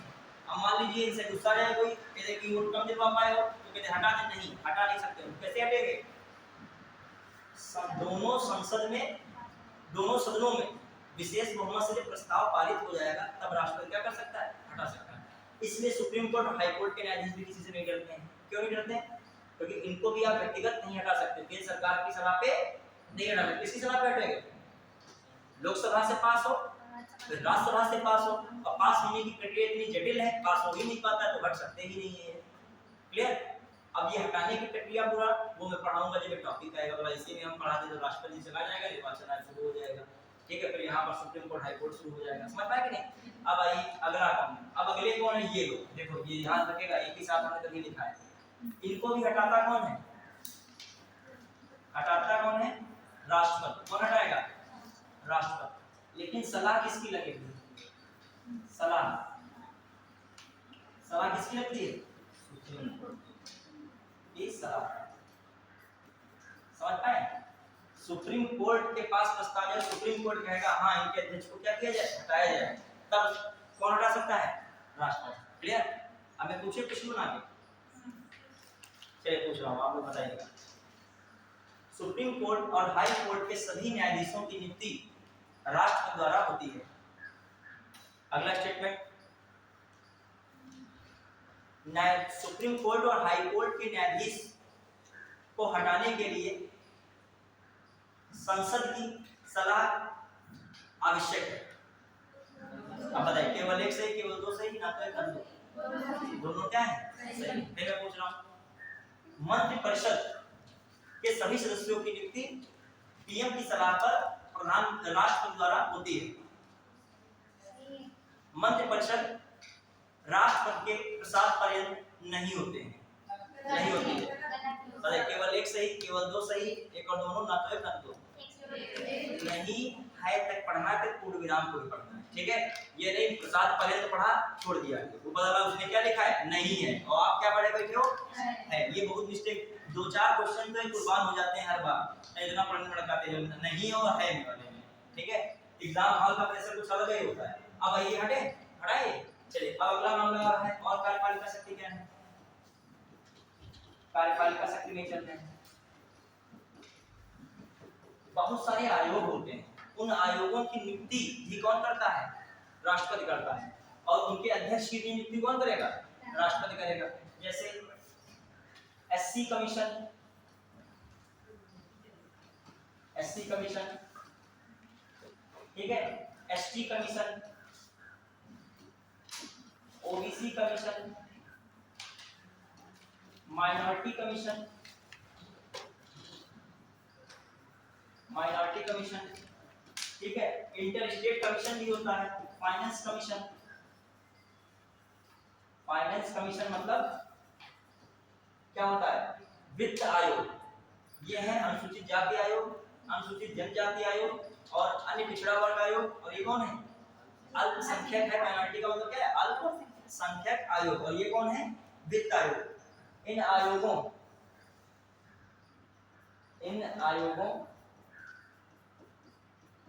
के अध्यक्ष एवं सदस्यों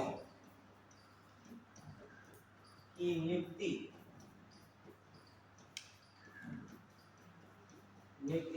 कौन करता है? राष्ट्रपति करता है। राष्ट्रपति करता है। क्लियर? और किसकी सलाह पर हटा सकता है? केंद्र सरकार की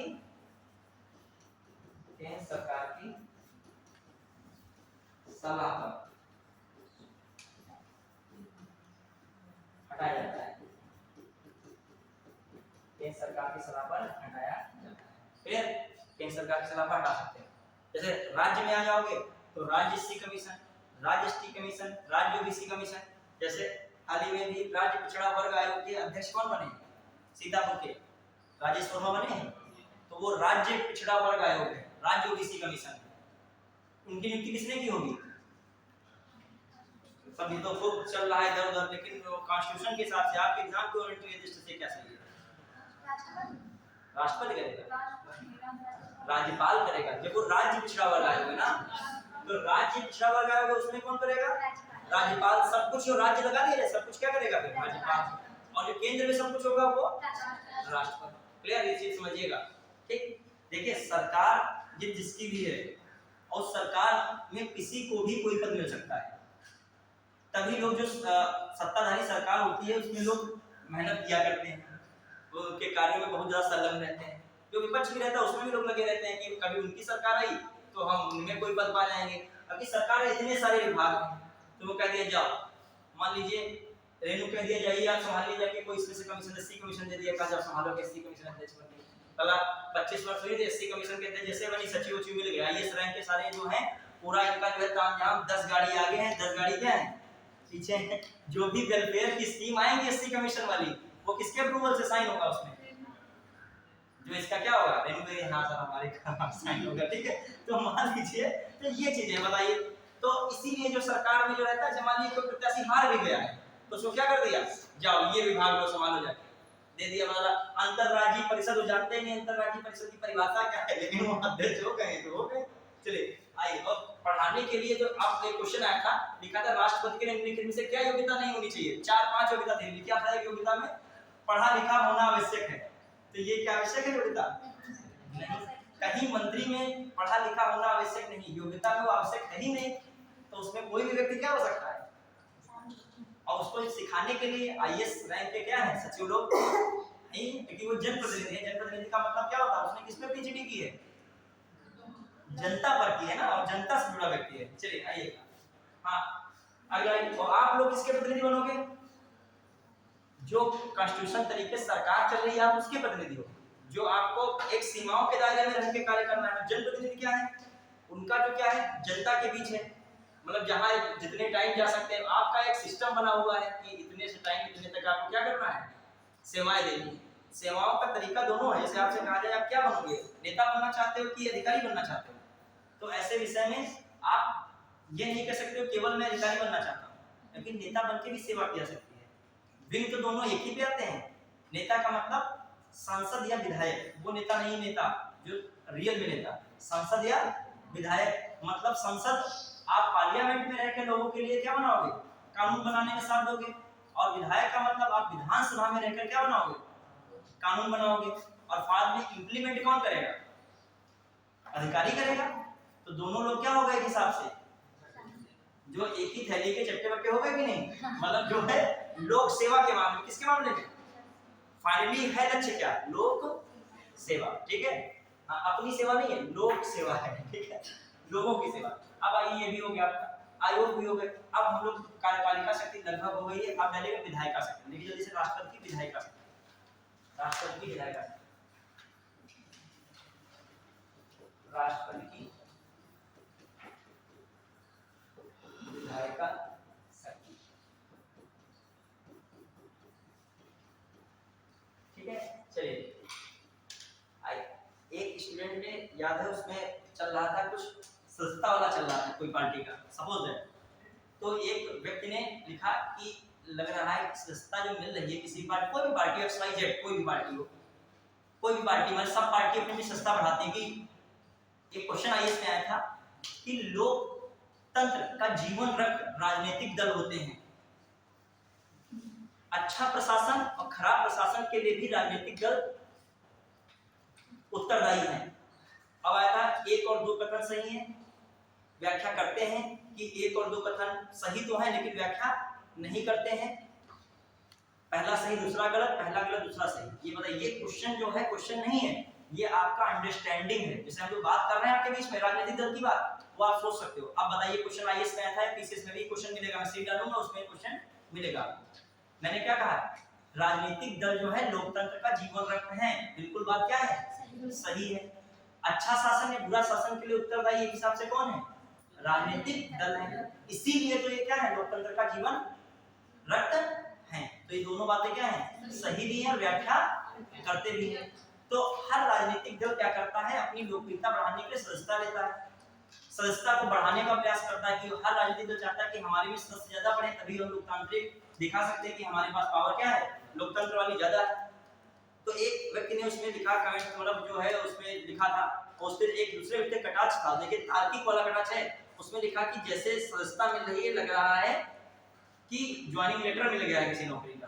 तो दूसरे ने लिखा इन्हीं में से कोई एक को ऐसा ज्वाइनिंग लेटर मिलेगा, जितने ज्वाइनिंग लेटर पा रहे हैं उन पर उसका क्या होगा, कंट्रोल होगा। समझ पाए दूसरी बात, नहीं समझ पाए, मतलब जो भी सदस्यता ले रहा है इनमें से कोई तो एक भविष्य में क्या बनेगा, संसद या विधानसभा तो नहीं बन जाएंगे, लेकिन क्या बनेगा, आप तो बनोगे नहीं जल्दी, जो उस लाइन में दौड़ रहा है वही तो बनेगा, और जो वो बनेगा तो वो भी तो जिम्मेदार हो जाएगा लोक प्रशासन के लिए, कि नहीं हो जाएगा। तो जो ज्वाइनिंग लेटर पा रहे हैं तो उनके लिए जिम्मेदार कौन होगा, यदि विधायक एसडीएम को नहीं बताएगा ये चीजें की जाए, सहयोग एक दूसरे का नहीं करेंगे, काम हो पाएगा क्या। तो दोनों बातें एक हिसाब से क्या है, सही। वो उसका मतलब है कि कोई नौकरी तो मिल नहीं गई है, लेकिन दूसरे का मतलब है नौकरी नहीं मिली है, लेकिन ये रेस जो चल रही है इनमें से कोई तो क्या बनेगा, विधायक बनेगा या क्या बनेगा, सांसद बनेगा। दोनों बात आगे के चले, जैसे लोकतंत्र का जीवन रखना है, ये सब चीजें जब होती हैं तो तर्क बहुत अच्छा होना चाहिए। तर्क का मतलब सटीक हो, मतलब भले वो आदमी आपको नकार दे, लेकिन तर्क ऐसा दोगे बाद में सोच में क्या हो जाएगा, वो पढ़ जाए। कोई भी चीज होती है थोड़ा सा ताके लगे, जो भी पढ़िए, पॉलिटी पढ़ रहे हैं मान लीजिए, ये कोई कह दे कि ये नियुक्ति होगी या नहीं होगी, तो आप लड़ाई मत कीजिए, कोई आधार बताइए उसका। अब देखिए फटाक से विधायी शक्ति में क्या क्या पॉइंट देखोगे, इंपॉर्टेंट क्या है, आर्टिकल 85 बहुत इंपॉर्टेंट है, आर्टिकल 85 क्लियर। आर्टिकल क्या है, 86 बहुत इंपॉर्टेंट, और आर्टिकल 87 ये आप भूल नहीं सकते, पूछे जाते हैं क्वेश्चन। ये विधायी शक्ति में आ गए, आर्टिकल नहीं विधायी शक्ति में। अब देखो आर्टिकल 85 क्या कहता है, सत्र होते हैं अपने में। पहली बात एक बताइए, यहाँ से हम विधायी शक्ति में एक और थोड़ा बेसिक बता रहे हैं, आर्टिकल 79 पढ़े हो ना, 79 में क्या करते हैं, संसद होती है संसद, और संसद ये भी क्वेश्चन आया था, अभी बताऊं कैसे क्वेश्चन आए हैं, ठीक है, हर टॉपिक पे क्वेश्चन बना के पूछा जाता है। हाँ बताइए, संसद में कौन हिस्से हैं, बताइए, लोकसभा है, लोकसभा हो गया, राज्यसभा हो गया, राज्यसभा, और कौन हो गया, राष्ट्रपति हो गया, क्लियर, ये हो गया। अब आ जाइए, कोई भी काम, विधेयक है, मान लीजिए विधेयक, ये मैंने विधेयक लिखा, विधेयक यहां से पारित हुआ, मतलब लोकसभा से पारित हुआ, लोकसभा से पारित होने के बाद कहां पारित हुआ, राज्यसभा से पारित हुआ, और इसकी सहमति इनकी सहमति के बाद क्या बना यही विधेयक क्या बन गया, ऐसे यहां से होता हुआ कानून बन गया, कानून मतलब अधिनियम बन गया, क्या बन गया, अधिनियम बन गया, विधेयक से क्या बन गया, अधिनियम बन गया, क्या बन गया, अधिनियम। तो एक हिसाब से देखा जाए राष्ट्रपति की ये विधायी शक्ति नहीं होगी, विधायी शक्ति का मतलब कानून बनाने वाली शक्ति। लोकसभा से पारित हुआ, फिर विधेयक राज्यसभा से पारित हुआ, राष्ट्रपति चाहता तो इसकी सहमति या स्वीकृति इसकी नहीं देता तो कानून बन पाता, वहीं पर आके रुक जाता, समझ रहे हैं। तो राष्ट्रपति क्या है, इसका एक अंग है विधायी अंग, क्लियर, इस चीज को दिमाग में रखिएगा। क्वेश्चन क्या आया था ऐसे, राष्ट्रपति आप क्वेश्चन देखोगे जो मैं बोल रहा हूँ आपको ऐसे मिलेंगे जुड़े हुए इस तरीके से। क्वेश्चन आता है राष्ट्रपति संसद का अंग है। फिर अगला, राष्ट्रपति की बिना सहमति के कोई विधेयक कानून नहीं बन सकता है। फिर लिखा, पहला सही दूसरा सही व्याख्या करते हैं। पहला सही दूसरा सही व्याख्या नहीं करता है दूसरा वाला पहले की। पहला गलत दूसरा सही, पहला सही दूसरा गलत। समझना, पहला सेंटेंस मैंने क्या बोला है, राष्ट्र ये आया है 30 से 22 से 21 में आया ये क्वेश्चन है, और डिट्टो वही जो आपकी सीट में भेज रहा हूँ टू सेम वही क्वेश्चन पूरा उतार दिया गया वहां पे। जैसे वो जो मैं लाइन बोला हूँ, जब ये क्वेश्चन मेरे से आया था 22 के सामने आपको सामने पड़ा था, तो मैंने देखते झर से लगा दिया ए व्याख्या करते हैं, सोचा ही नहीं, क्योंकि हमको पता ही चल गया कि ये बिल्कुल पढ़ा हुआ उर्दू आ ही गया है। और बाद में स्टूडेंट तर्क कर रहे थे, यूट्यूब पे लड़ाई चल रही थी, ये मेरा व्याख्या करता है नहीं करता है। ठीक है, आपने ये लगाया है व्याख्या करते वाले, तो आपको तुरंत एग्जाम में देखते ही आ जाएगा, रिपीटेशन था क्वेश्चन। मैंने क्या बोला, राष्ट्रपति संसद का अंग है कि नहीं बताइए, संसद जो सरल बात हो गई। दूसरा बोला क्या, राष्ट्रपति की बिना सहमति के कोई विधेयक अधिनियम नहीं बन सकता है। ये भी बात क्या है, ये जो मैंने ग्राफ खींचा है। अब मैं कह रहा हूँ दूसरा वाला पहले की व्याख्या करता है कि नहीं करता है, आप ये सोच के मुझे बताओ, करता है कि नहीं करता है। ये आपके विवेक पर, आपके आईक्यू पर बताइए। ये एक होती बुद्धि संज्ञानात्मक, एक होती भावनात्मक। संज्ञानात्मक वाला तो ये किस्सा हो गया कि स्टेटमेंट पता है राष्ट्रपति इसका अंग है, और इससे क्या बनता है, कानून बनता है सहमति से। अब आपका दूसरा दृष्टिकोण है भावनात्मक, मतलब इमोटिव लर्निंग, तो सोचने की समझ है। क्या है बताओ, दोनों जुड़े हैं कि नहीं जुड़े, बताइए।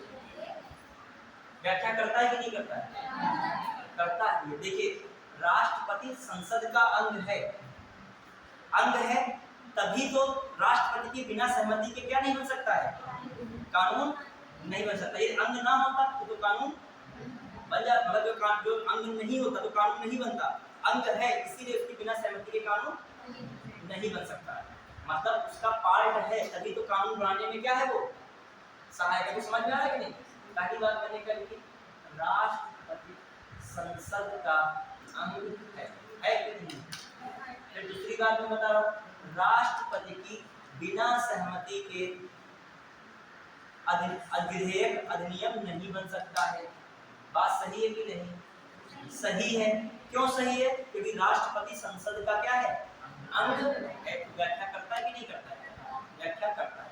आपका पीसीएस समीक्षा अधिकारी दोनों चीजें, पहली बात तो जानकारी हो, दूसरी बात आपके सोचने समझने की क्या हो, शक्ति हो। और ये तभी बढ़ेगी जब आप कोई टॉपिक को आत्मसात करोगे, रटोगे नहीं, फटाफट रट लिया, कोई मतलब नहीं।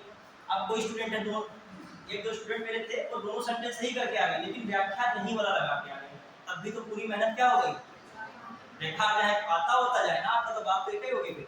आइए अगली बात है 85 में क्या है, तो 79 में संसद हो गया। अब अगर यही आर्टिकल छोड़ देते क्वेश्चन बन जाए। अब एक स्टूडेंट ने इसको केवल पढ़ा है, रट लिया, और एक स्टूडेंट ने इतनी बात को क्या किया है, थोड़ा समझा है, और क्वेश्चन कैसा आया है, रटा वाला है कि समझा वाला है, यही अंतर है। अब आइए 85 सत्र। अब देखिए सत्र में ध्यान दीजिएगा, तीन प्रकार के सत्र होते हैं। सबसे पहला सत्र कौन होता है, ग्रीष्म सत्र होता है। कौन होता है, ग्रीष्म सत्र। इसे कहते हो बजट सत्र। क्या कहते हो, बजट सत्र। ग्रीष्म सत्र क्या कहते हो, बजट सत्र। क्लियर। फिर दूसरा सत्र होता है कौन, मानसून सत्र। कौन होता है, मानसून सत्र। और तीसरा सत्र जो होता है शीत सत्र होता है। कौन सत्र होता है, संक्षेप में समझ में आया है तो मैं बता दूंगा, गड़बड़ हो जाएगी, 17 की वहां लिखा होगा, क्वेश्चन आ जाए इस तरह के।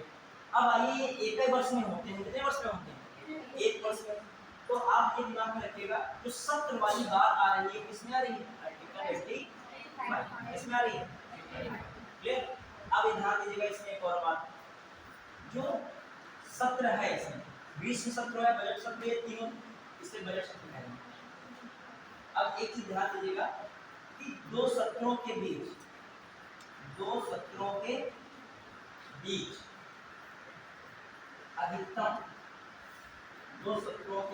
अधिकतम 6 माह से अधिक समय नहीं हो सकता। 6 माह से अधिक समय नहीं, मतलब दो सत्रों के बीच अधिकतम कितने महीने से हो सकता है, 6 माह। तो बताइए एक वर्ष में कम से कम कितने सत्र होने चाहिए, दो। अब जरा मैथ जानते हो, ये जब आते हैं वहाँ 2 की जगह 3 लग जाता है। देखो एक स्टेटमेंट आ रहा है, पहला स्टेटमेंट दे रहा हूँ, 2 सत्रों के बीच अधिकतम समयावधि 4 माह होती है।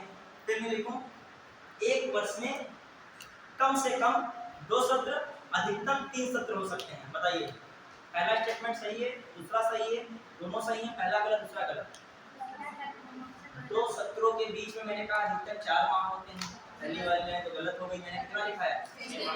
फिर दूसरी वाली लाइन में लिखा है 1 वर्ष में कम से कम 2 सत्र, अधिकतम 3 सत्र हो सकते हैं। ये लाइन सही है गलत है? सही है। अधिकतम कितने हो सकते हैं? 3 हो सकते हैं ना, अधिकतम कितने हो सकते हैं? 3 हो सकते हैं। और कम से कम कितने हो सकते हैं? देखो बात मैं फिर बता रहा हूँ कि आप लाइन वही लिखी है, लेकिन अंडरस्टैंडिंग क्वेश्चन वाली मैं डेवलप करना चाह रहा हूँ, ये मेरा कर्तव्य है। देखो स्टूडेंट है कि हम क्या पढ़ाई, तो सर पढ़ाई है, अभी हम सेंटेंस बना के पूछने लगे ये सब तो पढ़ा तो है, लेकिन ये भी हो सकता होगी, जहाँ ये शुरू हुआ ये भी होगी, समझ जाओ अगर एग्जाम हॉल में ये भी होगी चलेगा, ठीक है। जब यहाँ ये भी होगी तो एग्जाम हॉल में क्या होगा, तो आधा दिमाग वैसे भी कट जाता है। जब बच्चों को सीख देखोगे पानी 5-5 मिनट बाद पीते हैं, जब पानी देखोगे बाकायदा पानी बढ़िया रखे एकदम। देखो आप वनडे पुलिस में एग्जाम देने जाओगे तो देखो गड़बड़ मचा होगा, ये सब युवा एकदम है, युवा समझ रहे हो, सब एकदम शायद कुछ लोगों का पहला एग्जाम नहीं पुलिस वगैरह का, और सबकी पर्सनालिटी बढ़िया एकदम नई उम्र के, सब आपको रोशनी उसमें तेज चश्मा वश्मा लगा नहीं है, ठीक है। कोई उधर बैठा खा रहा है, कोई लपक के बहुत तेज छलांग मार दिया जाके कहीं जूस उस पीने के लिए। और जब आप पीसीएस में जाओगे बहुत धैर्यवान लोग मिलेंगे, लाइन में थोड़ा भीड़ होगी, थोड़ा पीछे हो जाएंगे, ठीक है, बहुत आराम से, फिर थोड़ी देर बाद आराम आते हैं, उनमें क्या जाता है थोड़ा सा धैर्य आ जाता है, वक्त के साथ क्या होता है, और पुलिस लोगों में धैर्य नहीं होता है, ठीक है, होना भी नहीं चाहिए। धैर्य रखोगे तो मामला गड़बड़ नहीं हो जाएगा, जहाँ लाठी चलाने की तुरंत बाद धैर्य रखोगे क्या था। आइए अगला मामला, अधिकारी वर्ग तो लाठी चलवा दोगे क्या, कोई विकल्प है ही नहीं तुम्हारे पास, वहां तुम्हें क्या रखना पड़ेगा, धैर्य से विचार करना पड़ेगा, ये सही है कि ये सही है, प्रतिनिधि से बात करना सही है कि सीधे लड़ाई में लाठी चला देना क्या है उचित है। आइए अगला मामला क्या है, अब देखिएगा कौन सा प्रैक्टिस 6 लिखे, कौन सा ऐसे लिखिएगा, ये फॉर्मूला से लिखिएगा 17 अवसान सत्र को आहूत लिखिएगा, सत्र को आहूत करना 85 नहीं लिखिएगा, 85 में लिख रहे हैं, सत्र को आहूत करना, ठीक है, ठीक है। लोकसभा का विघटन, सत्रावसान मतलब संबंध बुलाना सत्र को, और लोकसभा का क्या करना, विघटन करना, डिसॉल्व करना, और क्या है सत्रावसान, अवसान का मतलब समाप्त करना, प्रोरोगेशन, सत्र को क्या कर देना, समाप्त करना, एक लंबे समय के समाप्त जब किया था उसे कहते हैं सत्रावसान। ये पावर्स तीनों किसके पास है, किसके पास है, राष्ट्रपति के पास। अब देखिए राज्यसभा का विघटन चूंकि होता नहीं है, राज्यसभा क्या स्थायी सदन है, ठीक है, उसमें प्रत्येक 2 वर्ष पर 1/3 सीटें क्या होती हैं, रिक्त होती हैं, उन्हीं का चुनाव करा लिया। तो जब विधायक पाएंगे तब वो आएगा तब सुनाएंगे। कहने का मतलब लोकसभा को तो भंग कह सकता है, लेकिन राज्यसभा को भंग नहीं कह सकता। फिर आइए, लेकिन एक चीज यहाँ याद रखिए, कीवर्ड स्टार बना के, लोकसभा का स्थगन जो करता है, लोकसभा का स्थगन वो कौन करता है, स्पीकर करता है। कौन करता है, स्थगन होता है कुछ ही समय के लिए, कुछ ही घंटे के लिए, कुछ ही दिन के लिए। सत्रावसान होता है लंबे समय के लिए, मतलब एक ज्यादा टाइम होता है तब, और ये कुछ देर के लिए, मान लीजिए कुछ ज्यादा हुड़दंगा होने लगा तो स्पीकर ने कहा थोड़ी देर के लिए सभा का स्थगित की जाएगी, सब लोग चले गए बाहर, या 1 दिन 2 दिन ऐसे भी हो सकता है, सप्ताह भर भी हो सकता है। तो स्थगन कौन करेगा, स्पीकर। क्लियर। अब आ रहे हैं लोग थोड़ा सा और देखते हैं। अब आता है मामला आर्टिकल 86, 85 में समझ गए, सत्र किसमें है, 85 में। 3 प्रकार के सत्र थे, उसमें मैंने क्वेश्चन बना के पूछ लिया। फिर दूसरी बात मैंने क्या बताई, सत्र को बुलाना हो या सत्रावसान हो या क्या हो, लोकसभा को भंग किया जाना हो, ये सब कौन करेगा। अच्छा, लोकसभा भंग कब की जाती है, खासकर जब चुनाव होना होता है, ये 5 वर्ष पूरे हो जाते हैं, तो चुनाव के लिए क्या किया थी, लोकसभा भंग की जाती है। फिर लोकसभा भंग होने के बाद फिर से नई लोकसभा का गठन किया जाता है। अब आइए लिख रहे हैं हम लोग आर्टिकल 86, इसमें क्या है, राष्ट्रपति का संबोधन,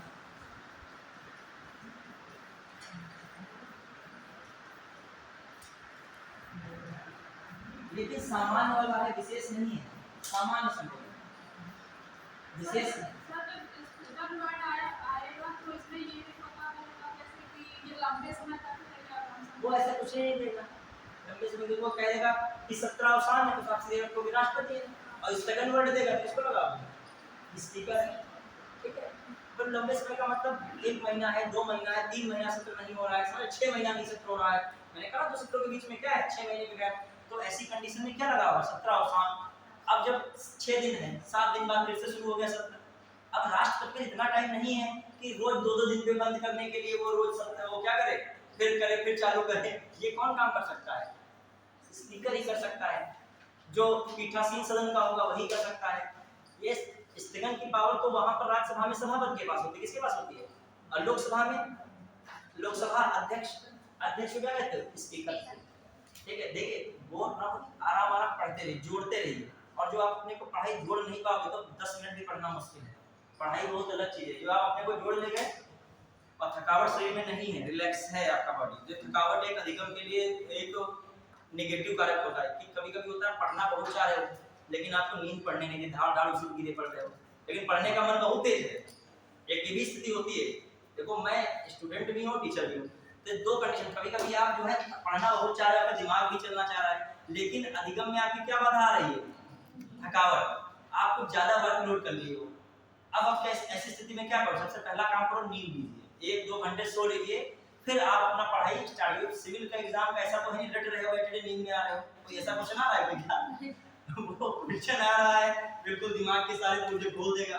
तो आप पहले कभी भी अधिगम तो थकावट सुबह जाते हो तो सुबह का सबसे अच्छा प्लस पॉइंट होता है थकावट आपके नहीं होती है, मेरी समझ से। अब नींद पूरी होनी चाहिए, ये आपकी जिम्मेदारी है। कुछ लोग यहीं पे सो सकते हैं ठीक पढ़ते वक्त सो जाते हैं, ठीक है। चलिए अगला ये 87 है, 87 देखिए 87 में क्या बहुत इंपॉर्टेंट ये भी है, संबोधन, विशेष संबोधन। ये बहुत पूछा जाने की संभावना है, विशेष संबोधन ये पूछा जा सकता है क्योंकि इस बार विशेष संबोधन राष्ट्रपति द्रौपदी मुर्मू ने दिया है। कौन से नंबर के राष्ट्रपति द्रौपदी मुर्मू, अभी तो बताया था 15वें नंबर, कितने नंबर के। मैं चाहता हूँ यहाँ का हर एक स्टूडेंट प्रीलिम्स क्वालिफाई करे, लेकिन ये संभव नहीं है ठीक है, लेकिन मैं लगा दिया ना क्योंकि सब मेहनत नहीं इतनी कर पा रहे हैं और अपने आप से ईमानदार नहीं हो तो सच में कैसे क्वालिफाई होगा। तो आज से ही सोचो कि हर कोई इसमें क्वालिफाई करने की क्षमता रखता है। तो आप झूठो अंदर से हमसे नहीं पढ़ रहे हो, किसी टीचर से पढ़ रहे हो, जिससे भी पढ़ रहे हो ईमानदारी से पढ़ो, अपना खुद ही ईश्वर तुम्हारा साथ देगा, माता पिता का आशीर्वाद तुम्हारा साथ देगा। जहां भी पढ़ो आप क्या करो, अभी क्वालिटी हो गई है, संघ की कार्यपालिका है, मैं प्रयास करूंगा मेरी जो क्लास में लगती रही मैं अपना पीसीएस सिलेबस पूरा कवर कर दूंगा। जो सब कुछ सही रहा मेरे 20-22 नंबर जो है यहाँ से इतने 30 क्वेश्चन जितना भी आए 28, 30, 25 जो भी क्वेश्चंस आए वो मेरे अपनी तरफ से खुल जाएगा, इसके इधर से डोंट वरी रहिएगा। अगला चीज अपनी समझिए और मैं सारे क्वेश्चंस पॉइंट वाइज भेज दूंगा सारा प्रीवियस ईयर, यहाँ तक कि आंसर की भी समय होगी, जिसको समस्या मुझसे पूछ भी सकता है, ठीक है। वो सब आप टॉपिक पढ़िए, क्वेश्चन लगा लिए, फिर आप पार्टी हो गए दूर जाइए, अगर जब पेपर आए उसके बाद मुलाकात हो तो बताइए कैसे क्या क्वेश्चंस आए, ठीक है। चलिए 87 में क्या है, विशेष संबोधन। विशेष संबोधन में क्या और आजकल जब आप ग्राफ में डे 1 लिखा करो, डे 1, डे 2, आज डे 2 में क्या तुमने किया, ये 40 दिन बचे विशेष के, डे 2 में कुछ नहीं किया, सोए हो तो लिख दो आज सोए हैं, केवल कुछ नहीं किया, कि अब हम अगले दिन क्या करेंगे, ज्यादा मेहनत करेंगे, लिखो तो क्या किया है तुमने इधर। जब तक 40-50 दिन जिसका पढ़ा हो पीसीएस का, डे अब गिनो, उल्टा गिनती शुरू हो रही है, दिन कम होते जा रहे हैं तुम्हारे एग्जाम के लिए। विशेष संबोधन में क्या है, एक देखिएगा क्या होता है, लोकसभा नई लोकसभा के गठन के बाद, नई लोकसभा के गठन के बाद कौन देता है, राष्ट्रपति देता है संबोधन, ठीक है, ये विशेष संबोधन है। फिर दूसरा क्या होता है, नए वर्ष के पहले सत्र में, नए वर्ष के पहले सत्र में क्या रखेगा, नई लोकसभा के गठन के बाद और नए वर्ष के पहले सत्र में। फिर दो में क्या है, बस दो ही कंडीशन है। अच्छा, नई लोकसभा के गठन के बाद का मतलब कह सकते हो पहला सत्र जो होता है, क्या होता है, पहला सत्र। इसमें कौन देता है संबोधन, राष्ट्रपति। तो वो संबोधन सामान्य संबोधन नहीं बनाता है, कौन कैसा बनाता है, विशेष संबोधन। एक बार क्वेश्चन आया कि राष्ट्रपति का विशेष संबोधन कौन तैयार करता है, पीसीएस में आता। तो कौन तैयार करता है? मंत्रिपरिषद तैयार करती है। कौन तैयार करता है? आज मंत्रिपरिषद ऑप्शन ना रहे तो मंत्रिमंडल लगाइएगा। कुल मिला के सरकार ही तैयार करती है। सोचो राष्ट्रपति जो बोलेगा भी वो तैयार कौन कर रहा है? सरकार तैयार करती है। समझ रहे हो कि नहीं? आइए जो ये भी ध्यान रखिएगा, जो विशेष संबोधन तैयार कौन करता है? लिख लीजिएगा, इसको पूछा गया है क्वेश्चन, मंत्रिपरिषद। मंत्रिपरिषद बढ़िया है। तो विशेष समझ लेंगे। आप क्वेश्चन से रिलेटेड पढ़ाते इसलिए कि कुछ क्वेश्चन पूछ रहा है कुछ और हम पढ़ाते कुछ और जा रहे हैं। चाहे स्टूडेंट हो चाहे टीचर हो, दोनों को चाहिए को पहले क्वेश्चन आंसर को मथे, खूब क्वेश्चन आंसर देखे किस तरीके के आखिर पूछा जा रहा है फैकल्टी का एग्जाम के लिए, तब पढ़ाना शुरू करें। क्योंकि एकेडमिक टीचर अलग होता है और कॉम्पिटिटिव टीचर क्या होता है। अभी जो इसी को कहा जाए एकेडमिक टीचर पढ़ाए तो अपने हिसाब से पढ़ाएगा, वो भी अच्छा पढ़ाएगा, ऐसा नहीं है। वो अपने लेवल में पढ़ाएगा जो एकेडमिक में प्रश्न पूछा जाएगा, और यूपीएससी का टीचर क्या पढ़ाएगा जो यूपीएससी की डिमांड है। दोनों में बस डिफरेंस है। आइए अगला देखते हैं। हाँ 87 भी हो गया, 85 भी हो गया, और क्या होगा 86। ये किससे संबंधित थे? विधायिका से और राष्ट्रपति से भी संबंधित। अगला ये क्या है विधायिका? एक बहुत इंपॉर्टेंट आर्टिकल है कौन? 123। 123 में क्या है? अध्यादेश की शक्ति कौन सी है? अध्यादेश की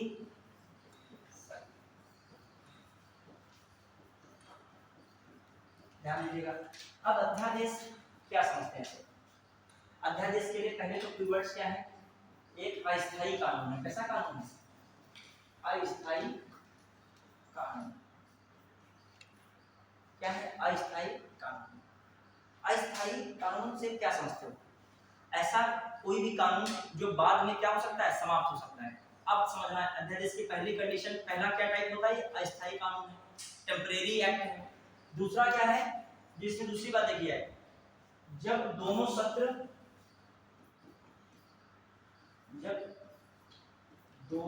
सदनों में सत्र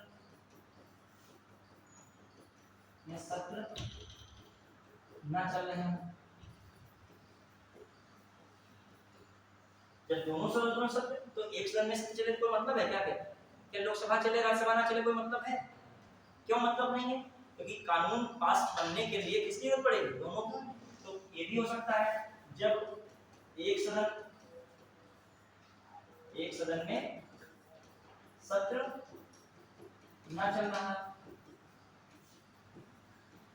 ठीक है, मतलब ये कंडीशन है। ये कंडीशन क्या है? एक अस्थायी कानून के तौर पर काम होगा, और जब दोनों सदनों में सत्र ना चल रहे हैं या किसी एक सदन में सत्र ना चल रहा हो। अब आइए, हर टाइम अध्यादेश नहीं आता है। जैसे मान लीजिए देश में कोई ऐसी गतिविधि हुई कि 16 वर्ष से ऊपर के बालक या 15 से 16 वर्ष के बालक कुछ अपराध में ज्यादा शामिल हो गए और कोई बहुत बड़ा जघन्य अपराध कर डाला। तो ऐसी स्थिति में जनता द्वारा बड़ा विरोध किया गया कि सरकार को कानून बनाए, सत्र चल नहीं रहा है। तो ऐसी स्थिति में मंत्रिपरिषद की भी सलाह रहती है, राष्ट्रपति क्या कर सकता है? अध्यादेश जारी कर सकता है। अध्यादेश ठीक उस अधिनियम या कानून के समान ही होगा जो कानून बाद में बनेगी।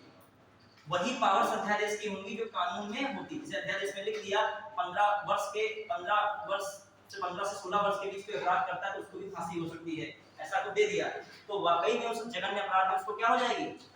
फांसी हो जाएगी। क्योंकि क्यों? क्योंकि वो किसके रूप में काम करेगा? अध्यादेश, कानून के रूप में। समझ पाए? अध्यादेश का कोई एकदम समस्या आ गई है और सत्र चल नहीं रहा है, कानून बनना क्या है? जरूरी है। तो ऐसी स्थिति में राष्ट्रपति मंत्रिपरिषद की सलाह पर त्वरित क्या बना सकता है? कानून। और त्वरित अस्थायी कानून ही क्या कहलाएगा?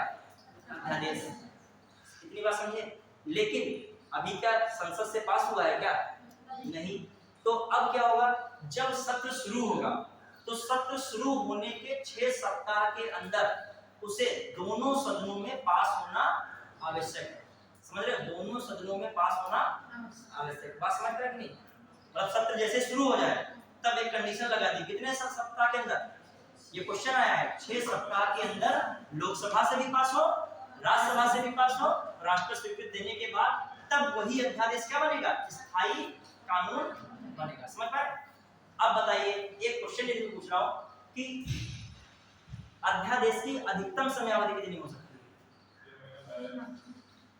6 महीना और 6 सप्ताह। कैसे 6 महीना 6 सप्ताह? कि 2 सत्रों के बीच में अधिकतम समय कितनी हो सकती है?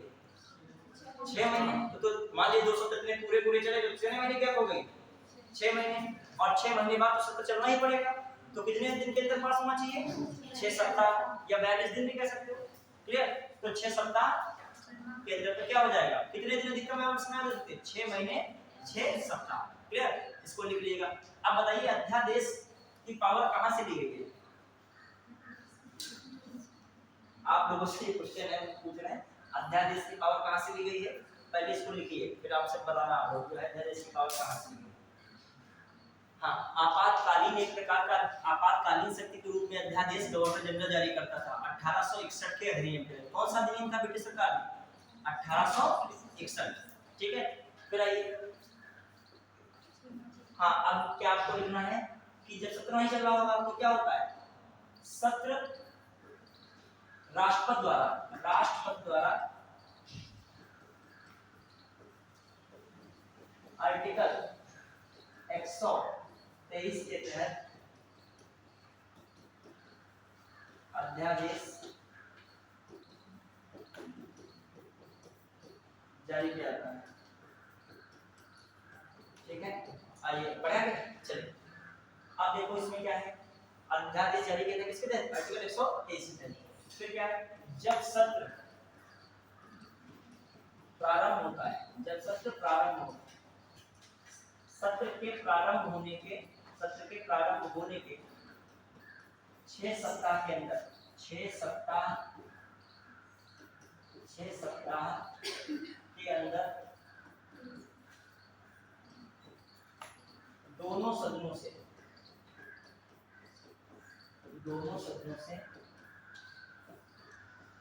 अध्यादेश पारित होना आवश्यक है।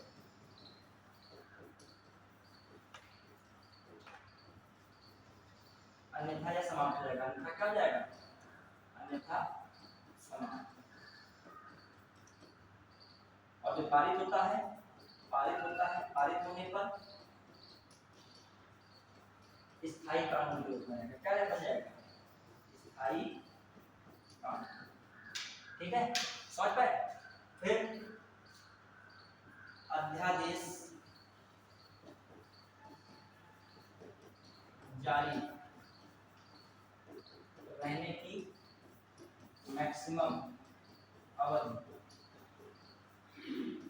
6 मंथ और प्लस क्या है 6 सप्ताह, 6 महीने और कितना है 6 सप्ताह। क्लियर, बढ़िया है। तो अध्यादेश भी क्या हो गया, देखिए आप लिखते क्या हो, आपको दिमाग में बसना चाहिए। लिखना तो एक रिवीजन पे लिखा आता है। हो गया नहीं, बढ़िया है।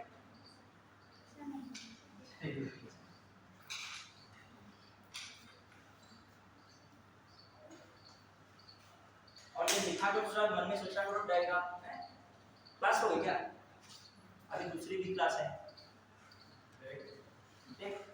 ब्रेक चाहोगे तुम लोग, क्योंकि कंटिन्यू करते रहे आते रहे। तो अच्छा ब्रेक करो 5 मिनट का, जो क्या है ब्रेक है।